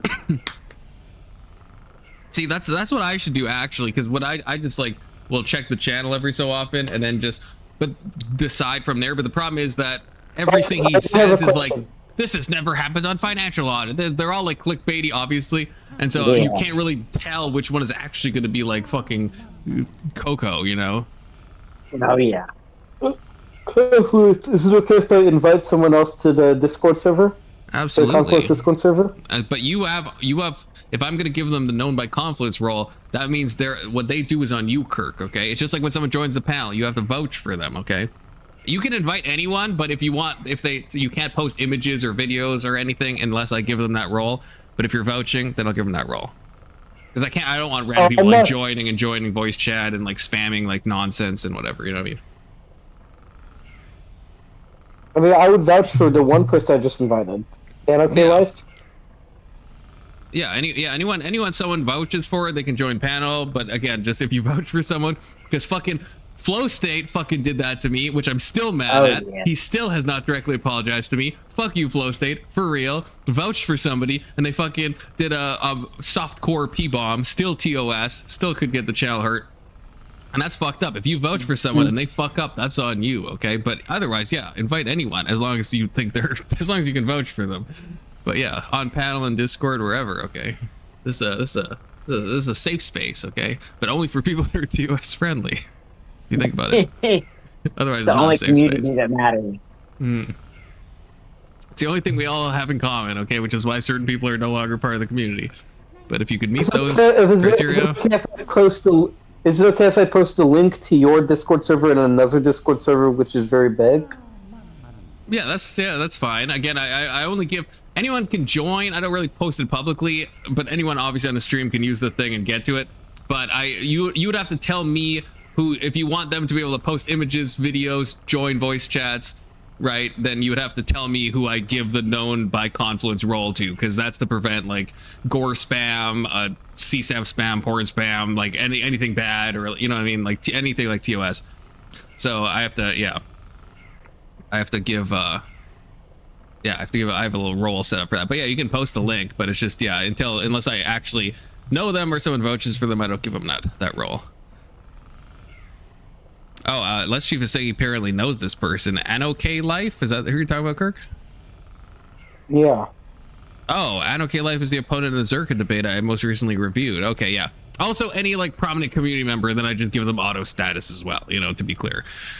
Because then why would they do something untoward, you know? But I'm yapping now. Okay, I gotta go eat a burrito and I'll be live in probably like 15 minutes. Actually, maybe I won't even eat. Maybe I'll just go live in 15 minutes and then fucking order Taco Bell. It'll hit so much harder if I'm hungry, if you think about it. Maybe I'll do that. Okay, either way. You're gonna surprise drunk Confluent. Right, it's like a gift for future Confluence. When he's deep and he's like deep in the wine, he's like, oh shit, thanks past Confluence. You know, you didn't eat. Now the Taco Bell's gonna hit great. You gotta give gifts to your future selves. Yeah, oh, even Testy knows this Anno Gay guy. Yeah, he's chill. Okay, there we go.